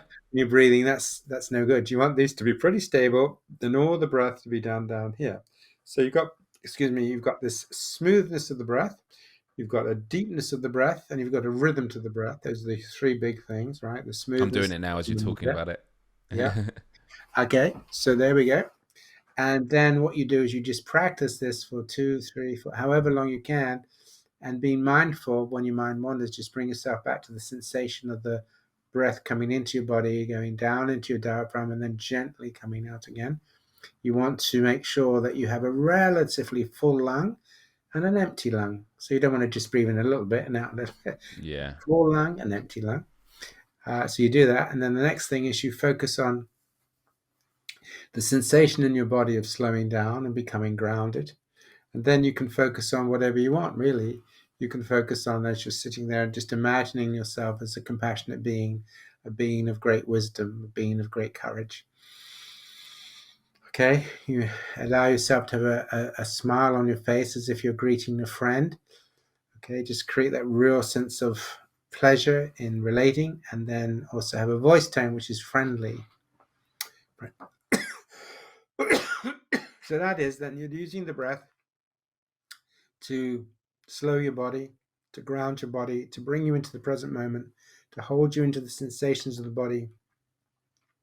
And then when you feel your body slowing down, becoming grounded, slightly heavier in the chair, you then bring in whatever imagery you want. It could be imagery of a beautiful lake that's calm, or a gentle lapping sea.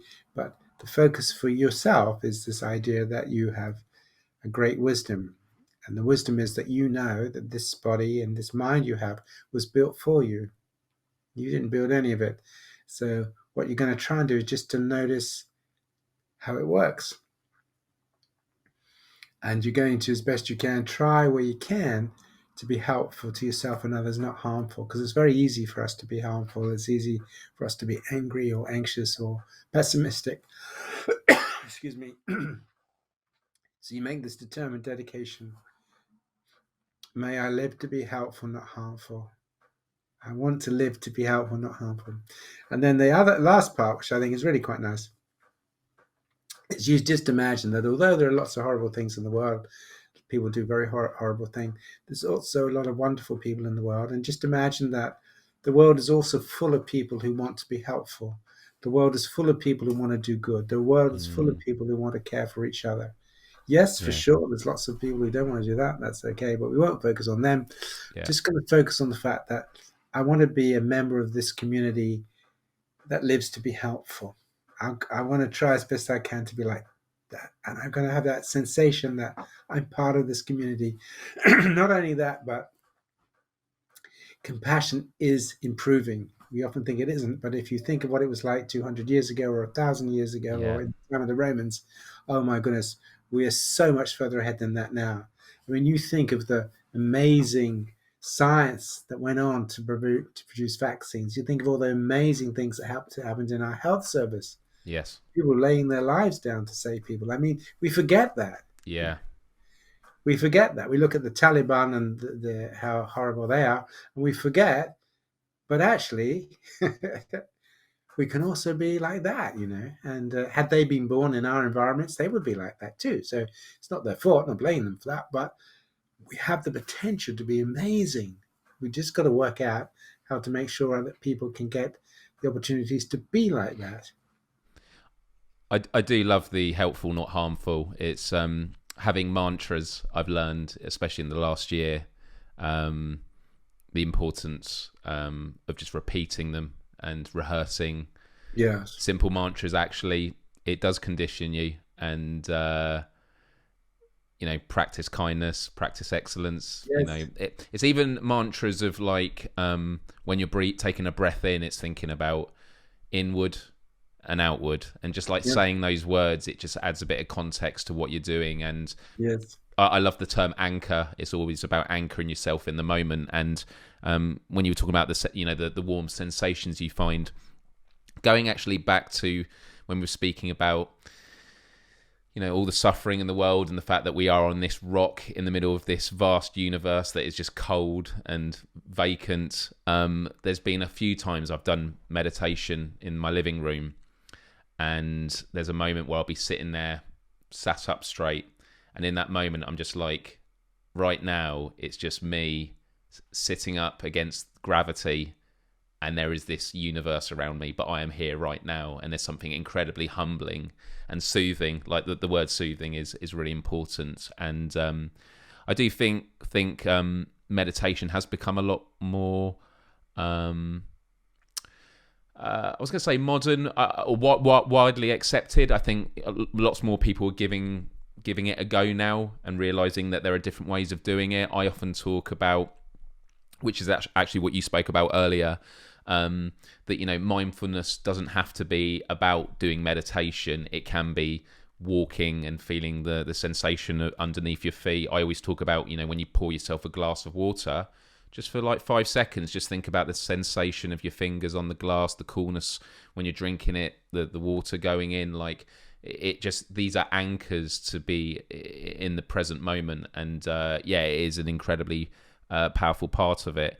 When you've done guided meditations, what is the name of the little chime that you use? The bells. Was that the bell? Is it just bell? Yeah, is it the bells? I don't know if you got them with you. That's it. Honestly, during the workshop, the most soothing thing ever, because you do it to begin with, and then when you sort of let everyone go, it's just a really subtle nudge of like, now bring yourself back into the room. And yeah, I've been meaning to get my hand on some of them. So you're just basically experiencing, you're playing around with the consciousness of consciousness, really. Just noticing what you're conscious of and how you can move that consciousness. You could focus on your fingers, or you could focus on your feet or on the nose, or you can move this point of awareness. Matthew Ricard has this wonderful saying, he says, look, your mind is like water. It can contain a poison or a medicine, but water is neither of those. That's your content, Right. Light can shine on many things, but it's not the thing it shines on. And the problem in the Buddhist tradition is the big illusion is to assume the content is you, but it isn't. You are water. You are pure. You are pure consciousness. That's what you are. But it's filled up with all this stuff, which our biological brains create. And if we change the biology, we have a different view. We take LSD or psilocybin or vodka or whatever it is. Or you change the chemistry, and then suddenly what's in your consciousness is all changed. That can't be real. That's just biochemistry tricking you into this. So don't identify with it. What is real, though, is this ability to have this awareness. Now, that's something else. And so there are lovely stories. You probably know these stories. There are two waves moving across the Pacific from Hawaii to America. And the big wave sees ahead. They're coming to all the rocks and the cliffs. And it says to the little wave, oh, no, we're coming to the end of the journey. This is terrible. It's just foam. We're going to be smashed on the rocks. We're just been turned to foam. We can't travel anymore. And the little wave says, don't worry, it's all okay. And the big wave says, no, that's only because you can't see what's ahead. I can tell you, it's awful. All the waves in front of us, they've all been smashed. There's not a single wave that can escape being smashed. And the little wave says, yeah, but you're not a wave, you're water. I love that. So the whole concept of the snowflake, thinks how wonderful it is, and it hits the sea. So all of these analogies, which I think probably don't take us that far, but they're quite useful to be aware that somehow consciousness emerges as into these forms. Consciousness emerges in minds, but consciousness is not what it emerges into. So the mind structures it in a way, it gives you experiences, which is kind of interesting. So you can see a certain frequency of light, you can see reds and greens, but you can't see ultraviolet, whatever. So you can create this experience within consciousness, but don't over-identify with it, because then it can grab you, it can get you, it sucks you in, and then you feel, oh, I am a bad person or a good person or whatever, as opposed to, no, I'm a mind experiencing what's going on in my head, It reminds me of the mindfulness that goes also into our own mortality with those two stories you mentioned, because on the one hand, there is a natural fear that everything soon comes to an end. We all die. It's the one thing that every human will experience at the end of their life. But there is a comfort that can be experienced when you think about that we are energy, we are molecules, and once we go, we become a part of the nature that birthed us in the first place. And not without derailing this conversation too much, but I saw a while ago there was they were selling. There's this service you get that when you die and you get cremated, you get put into like this plant pot, and then they plant you in like a rainforest, and then you are to become a new tree.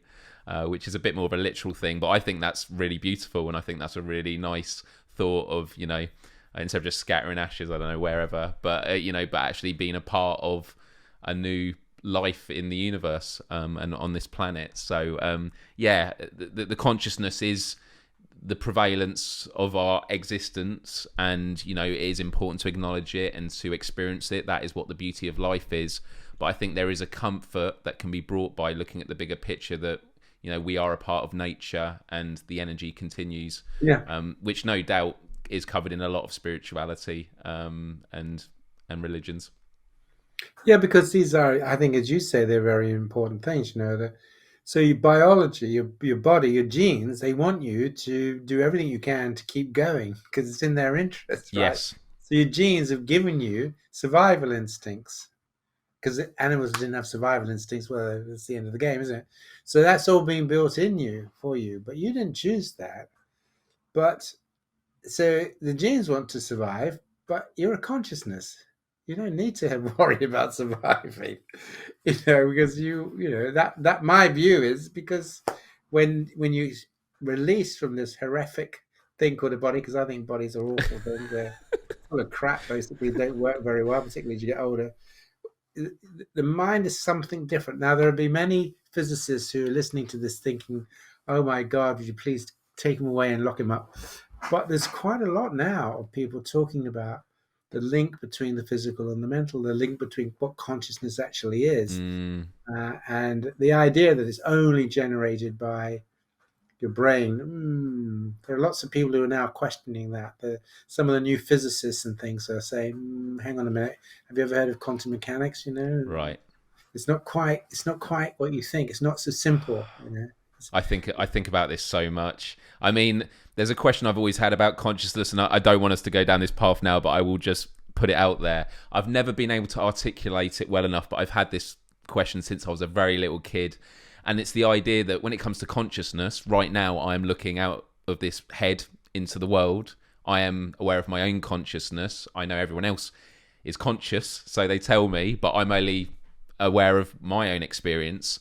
And so I'm really curious to know, is consciousness like a radio wave or a signal? Like, why was it that I am in this body and not any other? Like, what is it that has sparked? Because everyone else has consciousness, but for some reason I'm looking out of this body and nothing else. And it is the idea of consciousness I find absolutely baffling and magical. But yeah. Well, it's interesting, isn't it? I mean, there's the whole idea that it's consciousness is a dimension.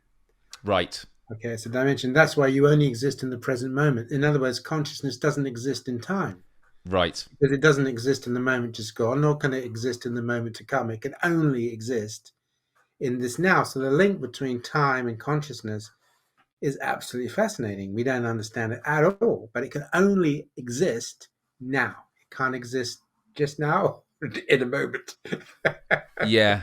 And there's even been research in like teleportation devices. Obviously, they've been able to teleport light molecules, I believe, or light particles. And the belief is that when we are finally able to teleport humans and multi-atomic structures, what it will do is it won't physically move you from A to B. What it will do is it will break you down from A and rebuild you at B.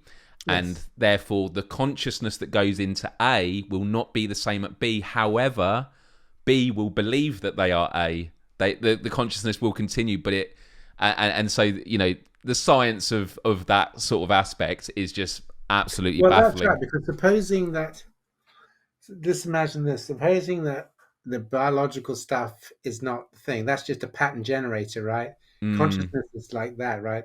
All you're doing is, I'm going to break down the part that generates this pattern within consciousness, and I'm going to recreate this pattern over there.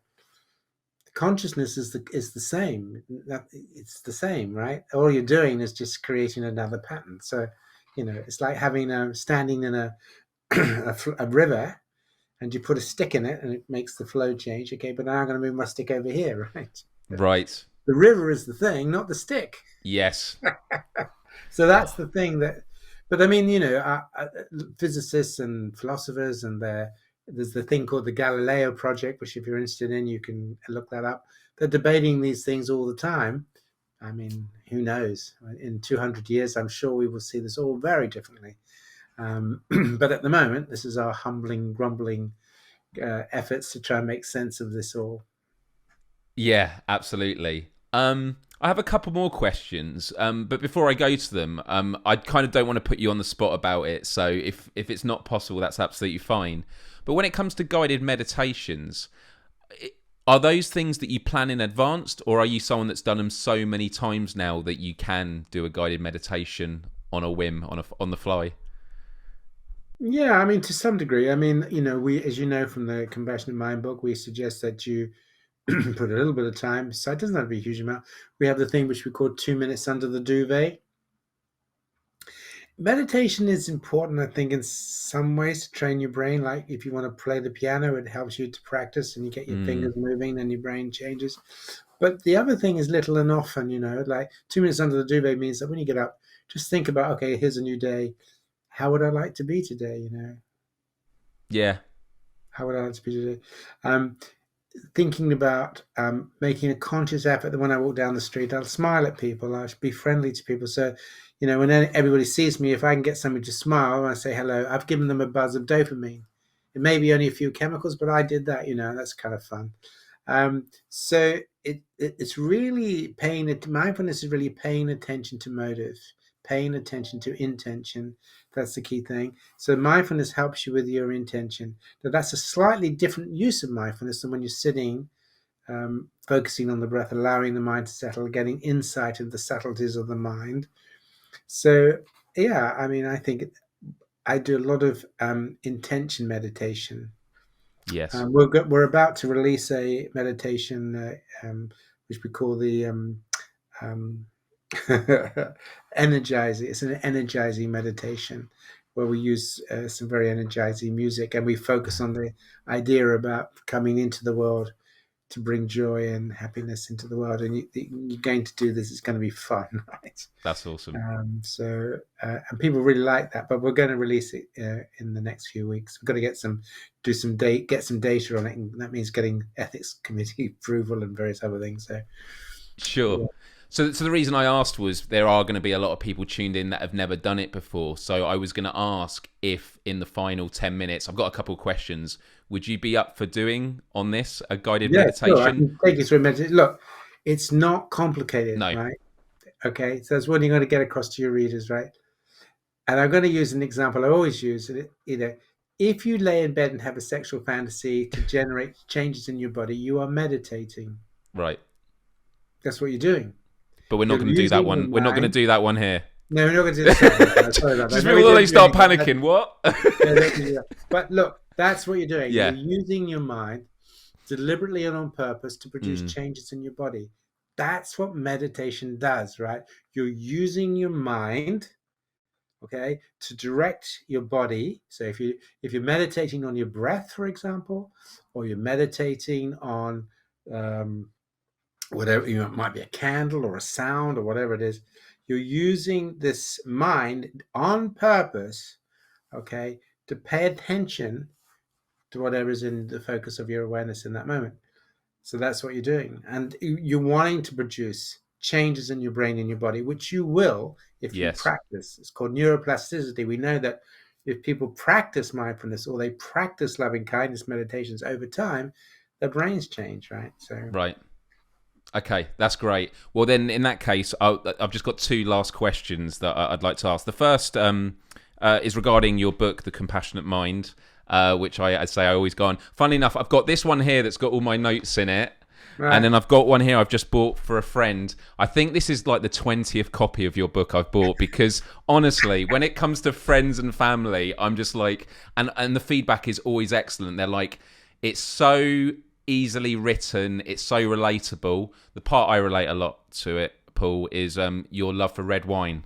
Because I too And you mentioned red wine quite a lot, and I'm like, yeah, you're right. I should probably pour myself another glass for this book. But yeah, so I'm totally with you there.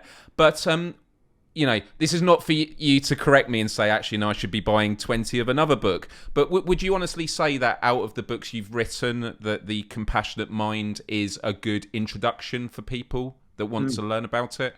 Yeah, sure. Okay, cool. And That's good. also Mindful Compassion, the book Mindful Compassion that I did with a Buddhist monk. Yes, I've got that one up. I'm not going to reach for it, but yeah, I do have that one. You were kind enough to There's, give me that one. I haven't actually read that one yet. there's a lot of exercises in that. So half the book is about what compassion is, and then the other half is all of the exercises, the breathing, the practices, blah, blah, blah, blah. Right. Awesome.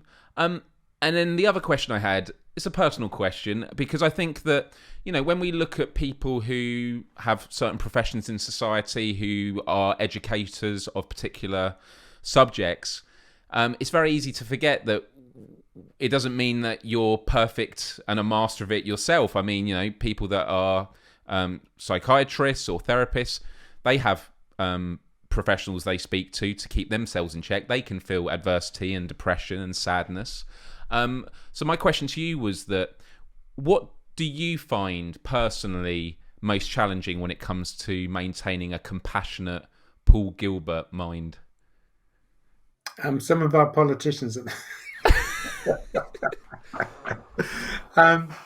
It's a great question, right? So, I mean, the Dalai Lama was once asked, the Dalai Lama once said, people think that, because we're these Buddhist monks, we never have sexual feelings, we never get angry, we never get anxious. Well, we wouldn't be human then, would we? Exactly. The point is we're able to kind of be aware of what's happening and make decisions about what we want to do and how we want to stay with those feelings or not. So you're quite right. I mean, we can be subjected to the same emotions anybody else comes, but if you practice mindfulness, you can see them for what they are, which are these shifting brain states. They're like the weather. They come and they go. Some are really quite not really pleasant. You can have all kinds of crazy thoughts coming into your mind about whatever. Some are aggressive, some are sexual, some are fearful. So just noticing that these are the interplay of your mind. But if you keep into observant position, just observing them, and to realize that you're probably not having any thought or feeling or fancy that somebody else at some point has ever had. So it can't just be you then, can it really? It has to be something that's been created in here, so you can learn to work with it, but not own it. It doesn't belong to you. It's a creation of this brain that's been built for you. And sorry, just one other question. In addition to mindfulness meditation, which we'll go to in just a moment, again, for anyone listening or watching who is going through anxiety or depression, what would be like a compassionate lifestyle or diet that would be easy first steps? So if they were going to say, this Saturday I'm going to practice a compassionate mind, could you name a few like simple steps or activities or exercises that they could just try? One of the things you're asking about diet, right? Try and get yourself onto the Mediterranean diet. There's quite a lot of evidence now that the gut and our diets can actually overstimulate the sympathetic system and not the parasympathetic system. So cut out the sugars and the carbohydrates. If you can do that, that will help you get on into what is called the Mediterranean diet. It's probably the easiest one for me to tell you. But there's quite a lot on the internet now. If you look at the vagus nerve and diet, just put that into Google, you'll find stuff. So be careful about your diet. Exercise is great. If you can get exercise, it's really good for your mental health. So that's. I went for a walk just before this podcast, a 20-minute walk, just get some sun. And even though you don't feel like doing it, I've spoken about this on previous episodes about when it comes to procrastination or the motivation, just do 5 minutes. As soon as you just go out the door for 5 minutes, you end up doing 10, 15. And it's the same with meditation. Just do 2 minutes and you'll probably end up doing 5 or 10 there as well. But yeah, walking and exercise, absolutely. The other thing is that we're a very dialogical species, and we learn through dialogue. So it's quite interesting maybe to create a compassionate image in your mind, which is an image of the ideal compassionate friend or mentor or parent or teacher, whatever you want to call them. Just really imagine if you could have somebody you could really turn to, trust, and they would help you, how would they be, And you can have more than one. You can have a female and a male. You can have lots of, but beginning to create a sense of being supported. Not otherwise, when we get depressed, we just feel so alone. There's such a Mm, so alone. So you want to break into that, and then make sure that your compassionate part of you uh, really is helpful, because sometimes people create a compassionate image that they think should help them, so they're soothing or whatever. But my compassionate image is, if I'm really angry, my compassionate image will say, "Oh yes, what a fuck! I mean, what a." So you feel kind of in tune with them, right? But at the same time, that image is to help you, to ground you, so you don't blame yourself, but also to always make sure that you're not going to behave harmfully. You're always going to behave whatever's going on. mm. You're going to try as best you can just to, behave helpfully. It's like, all of us have to use the loo, of course we do, but we learn to do it helpfully. We don't just shit everywhere. But it's the same with our mood. It's the same with our Speak for emotions. yourself, Paul. Yeah, no, I get it. I can tell you. But it's the same with our emotions. Just because you feel Yeah. something doesn't mean so you have to act it out everywhere. So your compassionate mind, your compassionate image is something that will come alongside you. It's not just trying to soothe you down if you're angry, because that really won't help at all. But it will be empathic with you. It'll understand you. It'll see what's behind your anger. You can sense it. It feels the hurt or the fear that sits behind your anger. So make sure, if you create a compassionate image, that it really does. It is what you want. It is like your best friend or your best or your Yeah. parent or whatever it is. So that's the key thing, because otherwise people create these images that are sort of all like this, and they're going to try Mm. and calm you down, and you think, oh fuck, I can't be Yeah. bothered, I don't want to. So that's really important. That try and create a sense of a connection to a part of you that can really care about you and steps alongside of you and doesn't try and just do that, but really supports you. Amazing. And yeah, sorry. No, no, no, no. That was great. I was going to say. So on that note, would you be up for doing a beginner's guided meditation, like a ten Sure. minute one, just simple breathing exercises and some maybe visual cues? I mean, for Yep. anyone listening, and I'll get involved. I'm going to go for it. Okay, so what I'll do is I'll take you through a whole sequence of things. Now, we wouldn't normally run these all together, but we will today, because we don't have a lot of time. So we're going to do body, and then we're going to do focusing, and then we're going to do imaging. Imaging. Okay. Okay, so the first thing then is learning that the breathing, the way you breathe, has a very powerful impact on blood acidity of your blood, for example, your parasympathetic nervous system, what's happening up in your brain. And if you can learn to slow and deepen your breathing, for the most part, that's helpful. Now, some people, when they do this, it makes them more anxious. So if you're that way inclined, don't worry, but you can begin to do this step by step, just a little bit, a little bit. Some people like to hold things, so they don't have to focus on the breath, like like a tennis ball, or soft furry glove or something, whatever you want. So you find the way that can help you. But anyway, let's just do it now. So the first thing then, as I said before, is you lift your shoulders up and back. So you've got a nice curve in your back. Your chest should be open, and your back should be fairly straight. Don't lean against the chair, fairly straight. Your hands are resting gently in your lap. And we're going to invite you to breathe in and breathe out at a certain rate. Now, for people who get very anxious, sometimes they can learn just to lift their arms as they breathe in, and let them drop as they breathe out, or maybe just curl their arms. Okay. And some of you might like Tai Chi or Qigong, where you actually have movements in relationship to the breath. That could be quite helpful. And there's some quite nice ones on the internet you can try. The idea is really just to bring yourself into this point of slowing the mind, slowing the body. That's what all this stuff does. So here we go then. I'll count you into it, and then you can be with yourself for a minute or so, just focusing on the sensations of your body. So, sorry, my voice is going now. So, breathing in through your nose, 2, 3, notice the pause, and out, 2, 3, gentle pause. Now in, 2, 3, 4, little pause, and gently out, 2, 3, 4, And now gently in. 2, 3, 4, 5. Noticing the pause. And then just gradually out.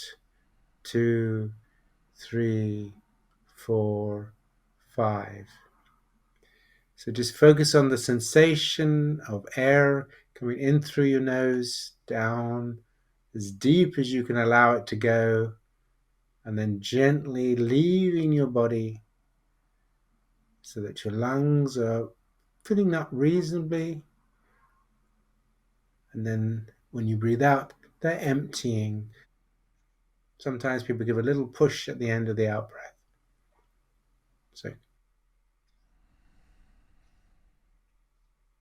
So I'm going to leave you now with that rhythm for 1 minute.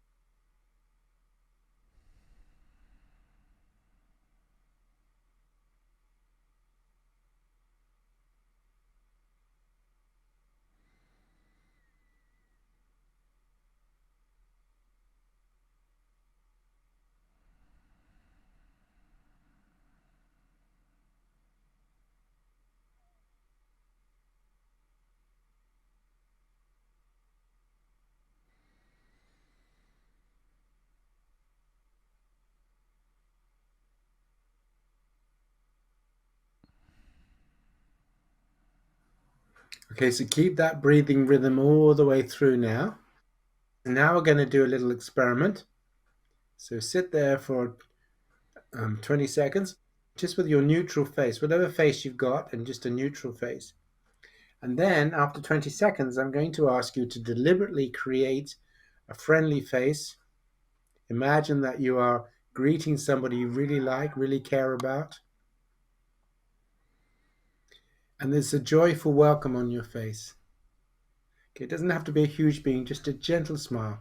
And I want you to notice the difference in your body, the feelings in your body when you change your facial expressions, because the muscles of your face are connected to systems in your brain and body. Okay, so here we go. Then we're just sitting now with our breathing pattern, but this time just with a neutral face.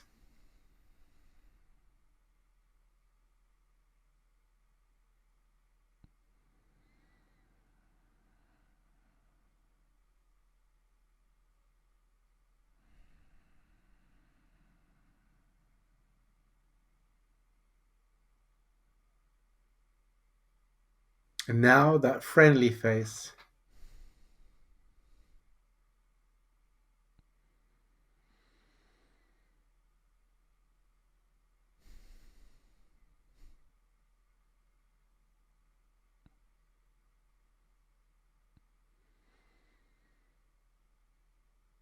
And now the neutral face again.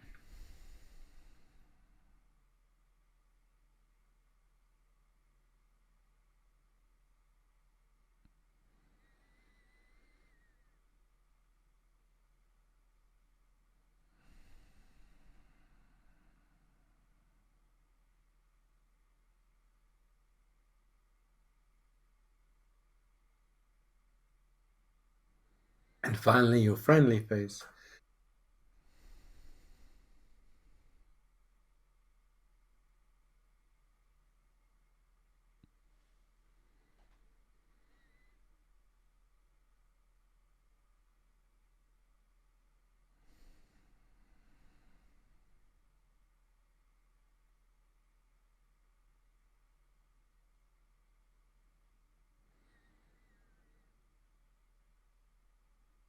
Okay, so now, keeping to your friendly face, we're now going to focus on your voice tones. So as you breathe out, just saying in your mind slowing down. And then on the second out breath, body slowing down. And you want to make the it last the 5 seconds, so it's a really body slowing down. You want to use that, and make sure your tone is friendly and soothing.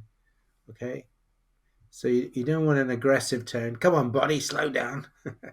Make sure your tone is friendly and soothing. Really create that deliberately as you say that to yourself. So again, I'm going to give you a minute. So now you've got your body posture, you've got your 5 second breaths, you've got your facial expressions, and now you've got your voice tones. You're bringing this all together. So I'm going to give you 1 minute to do it all together.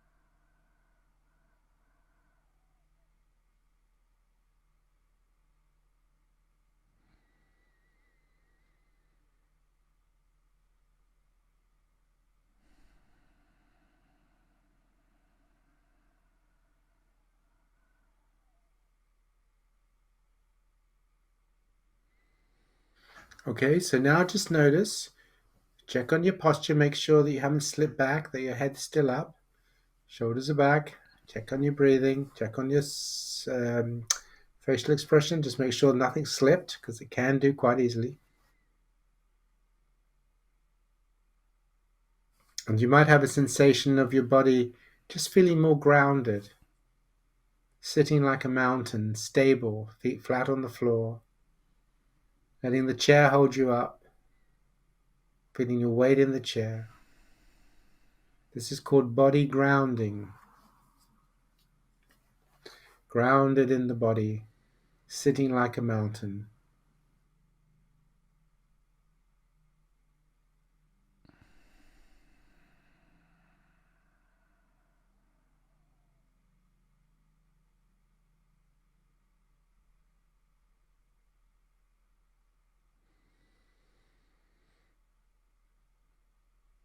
Now you might want to use some images. Some people are good at imagery, some people can't do imagery. But if you're able to do it, just choose an image that gives you a sense of peacefulness or calmness. It could be like a lake, like glass, or a tree with no wind, or a mountain, or gentle sea just lapping on a sandy beach, or maybe a little babbling brook. Use whatever images you want. So you're keeping to your friendly expression, keeping to the breath.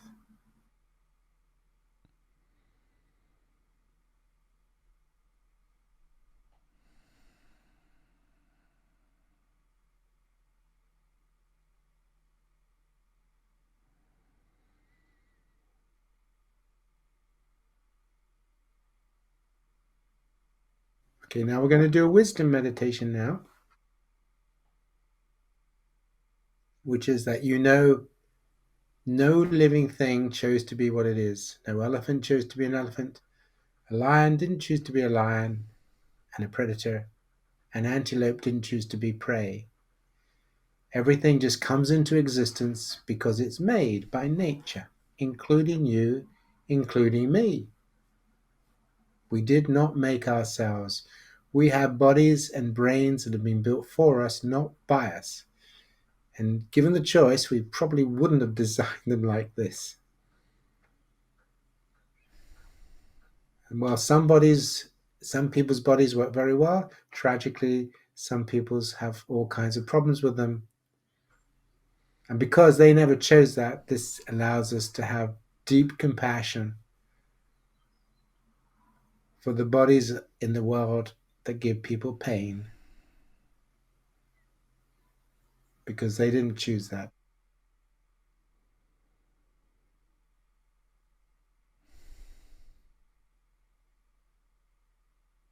And we have a mind that can be capable of joy and love and care and hope, but also we can have a dark side, a mind that's capable of great fear and anxiety, anger, raging, depression, doubt, fatigue,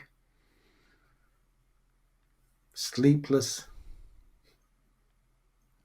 particularly as we get older, I have to say. But we didn't choose any of it. Therefore, it's not our fault.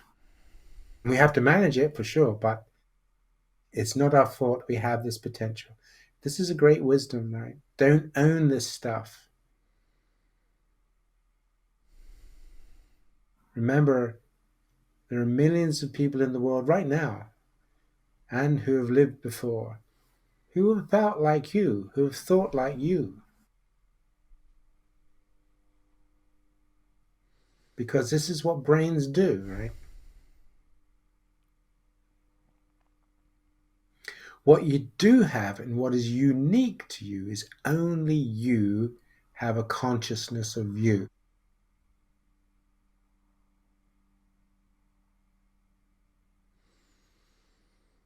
The content, what goes on inside that consciousness, well, that's created, and that can be difficult and painful, but that's created. But your consciousness is you.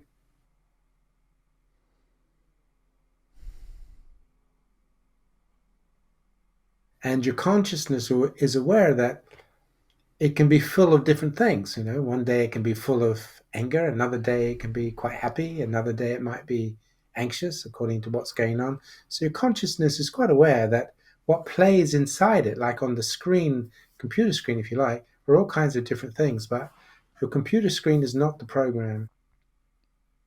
Your consciousness that is so important to you is not the program.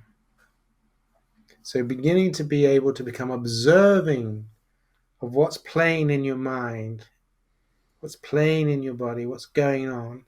Now you can begin to have a decision about what you want. And maybe if you practice the wisdom and bringing compassion into consciousness, making a real deliberate, no, I think I'm going to choose, yeah, okay, I'm anxious right now or I'm angry right now. But I think what I'm going to do is I'm going to choose to see if I can get my compassion program switched on, because then I'll feel better if I do that. So you're making the decision that you're going to work to bring compassion into your mind as best you can. And that might be difficult because these other programs are very strong.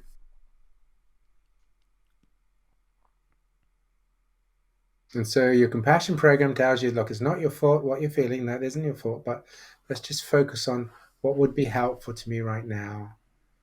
What would help me to be helpful? What would help me to be helpful, not harmful? What do I need right now?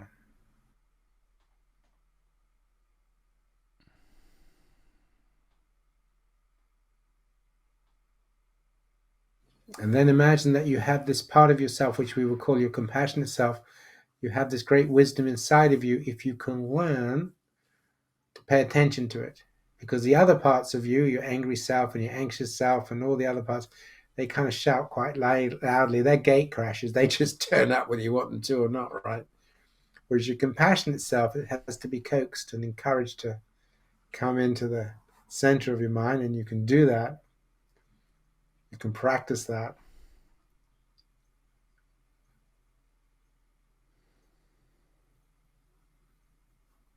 And just form a sensation or a sense of yourself at your compassionate best. Just imagining yourself as you would really like to be. Doesn't matter if you think you can't be like it, doesn't matter. Just create this image of what you would like to be. Just see yourself, create yourself as a compassionate being, how you would be. Now remember, the other parts of you will try and pull you away from that angry self or whatever. But just create this image of how you'd like to be. Maybe the facial expressions of friendliness, an ability to be calm, an ability to be courageous, an ability to be wise, whatever you want, whatever you see as your compassionate self, just imagine this you. Imagine this you. This is you. This is a part of you. This is a pattern that you can create.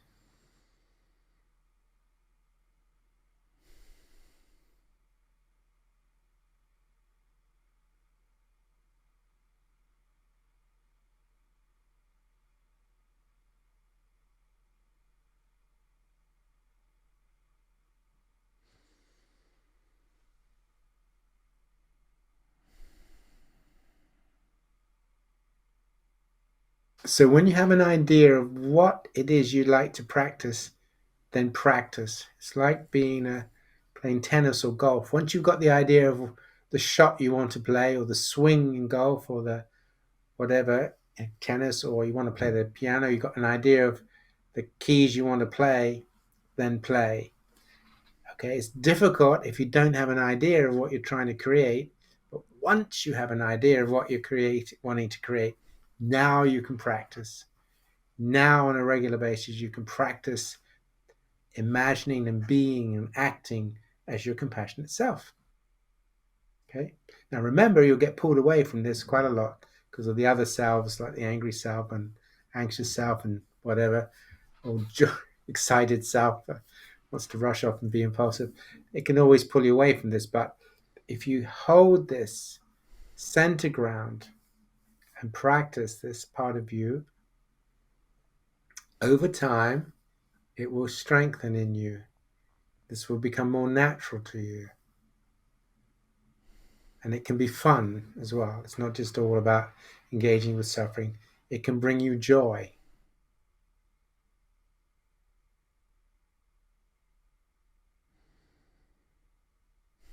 And remember, this part of you is never critical of the other parts. It understands them, When you get angry, it understands that you can be very angry and upset about stuff, or very anxious about things, or whatever. So that your compassionate self never criticizes. It always tries to hold these parts of you with care and understanding.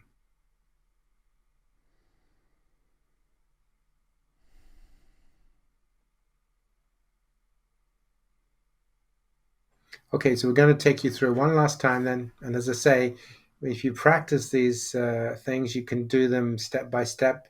I've rolled them all in together for you, so you've got them all in one package. So the first thing then, when you're doing your meditations, pay attention to your body, your posture, your shape, because you can't really do this if you're all bent up and lean forward. So nice open chest, lifting the diaphragm. Then get your breathing into a breathing pattern that really allows the body to settle. Now, there are many other breathing patterns. You can do a 4 and a 7, or a 4 and an 8, 4 seconds in, 7 seconds out. But once you've settled on a pattern, stick with it. Don't change. So don't do a 5 and a 5 and a 4 and 7. You have to stick to a regular pattern. So the one I gave you is a 5 second in, slight hold, 5 second out, notice. So stick to the regularity of your breathing, and really allow the breathing to gradually over time get that sensation of your body slowing and becoming slightly heavier, more grounded. That's the key thing. The next thing we went through with you is using your face, using your intention for friendliness, and see that playing out on your face. Okay. Now, of course, you can say to me, well, it's not real. Well, it is real, because the muscles of your face will affect your brain. And I hope you had that experience.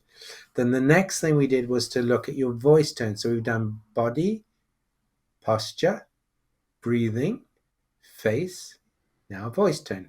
So practicing a voice tone where you can create in your mind a voice tone that's friendly and soothing and gives you that sense of slowing.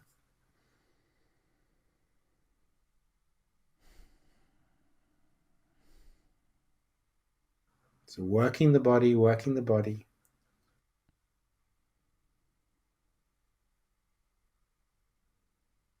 Then you can use imageries to help you if you want, where images of calmness. Sometimes people like to be in a place by themselves. Other people, they just like to imagine that they're by the sea, but there are people around them, their friends are around them, they just like that. So whatever your image gives you a sense of safeness and just groundedness, that's absolutely fine. So then we said, okay, so now let's focus on the sense of the self that we are practicing, because like everything, right? Be it golf or tennis or playing the piano, once you know what you're trying to achieve, now you can practice. If you don't know what you're aiming for, you don't know how to practice, it's very difficult. So now then we say, you're going to use your wisdom that all living things have been built by their genes. They're here for a little bit, and then they decay and die. That's true for trees and birds and ants and rabbits. Every living thing goes through the same thing. We are part of the flow of life. That includes you and me. But we didn't build it that way. We didn't design it that way. And as part of nature's mind, nature has given us capacities for all kinds of lovely emotions, but also some dark side emotions. That's not our fault. But, and also if you've had difficult life experiences, those dark side emotions can be quite tricky, actually, quite painful and difficult. But if we learn to pay attention to them, don't own them, don't blame ourselves for them, if we make mistakes, try as best we can to correct, obviously, be the best we can, but not to attack ourselves, because that isn't going to be helpful to us. That's just going to be harmful. And then using your wisdom to make a decision, to think of the self you want to become. Okay, like if you're going to play tennis, think of the tennis player you'd like to become. Practicing the shots. So here we are then. This is a person that has wisdom. This is a person who has courage. This is a person that's committed to try as best they can, given that we've got this crazy, crazy brain, to live to be helpful, not harmful, and to finally remember that in doing that, you are part of a community of people all over the world. There are people who want to do good, and you are one with them. You are one with them. You are not alone in your struggles, and you're not alone in your wishes. Despite the fact there are other people who perhaps not quite so good as that, there are many who are.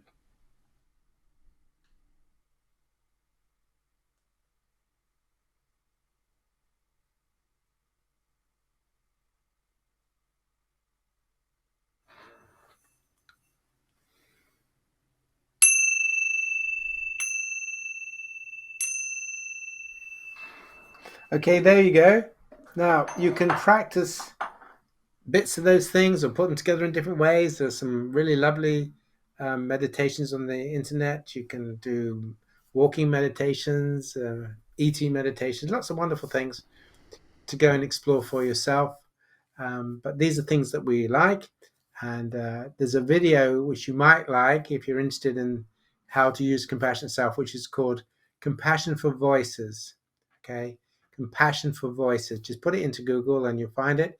It's the story of Stuart. Now, it's a cartoon, and Stuart has quite a lot of mental health difficulties, but people who watch it say it's actually quite useful just to see how compassion works in general.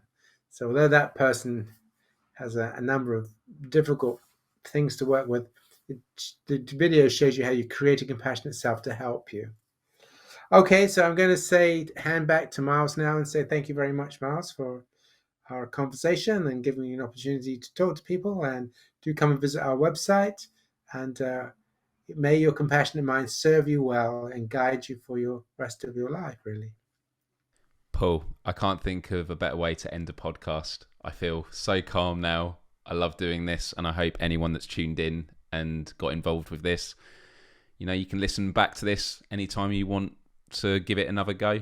And yeah, it's all about practice, and yes, I'm going to be very zen-like for the rest of the day, no doubt. So, right. Paul, seriously, thank you so much for your time. It's an absolute privilege to have you on the show, and I hope that both our quests for global empathy and compassion continue, and we can collaborate more often in future as well. Well, if there are people like you and all the people that are listening, because they're listening because they have an interest in this, given that all of you are out there, there's always a chance. Absolutely. Thank you, Paul.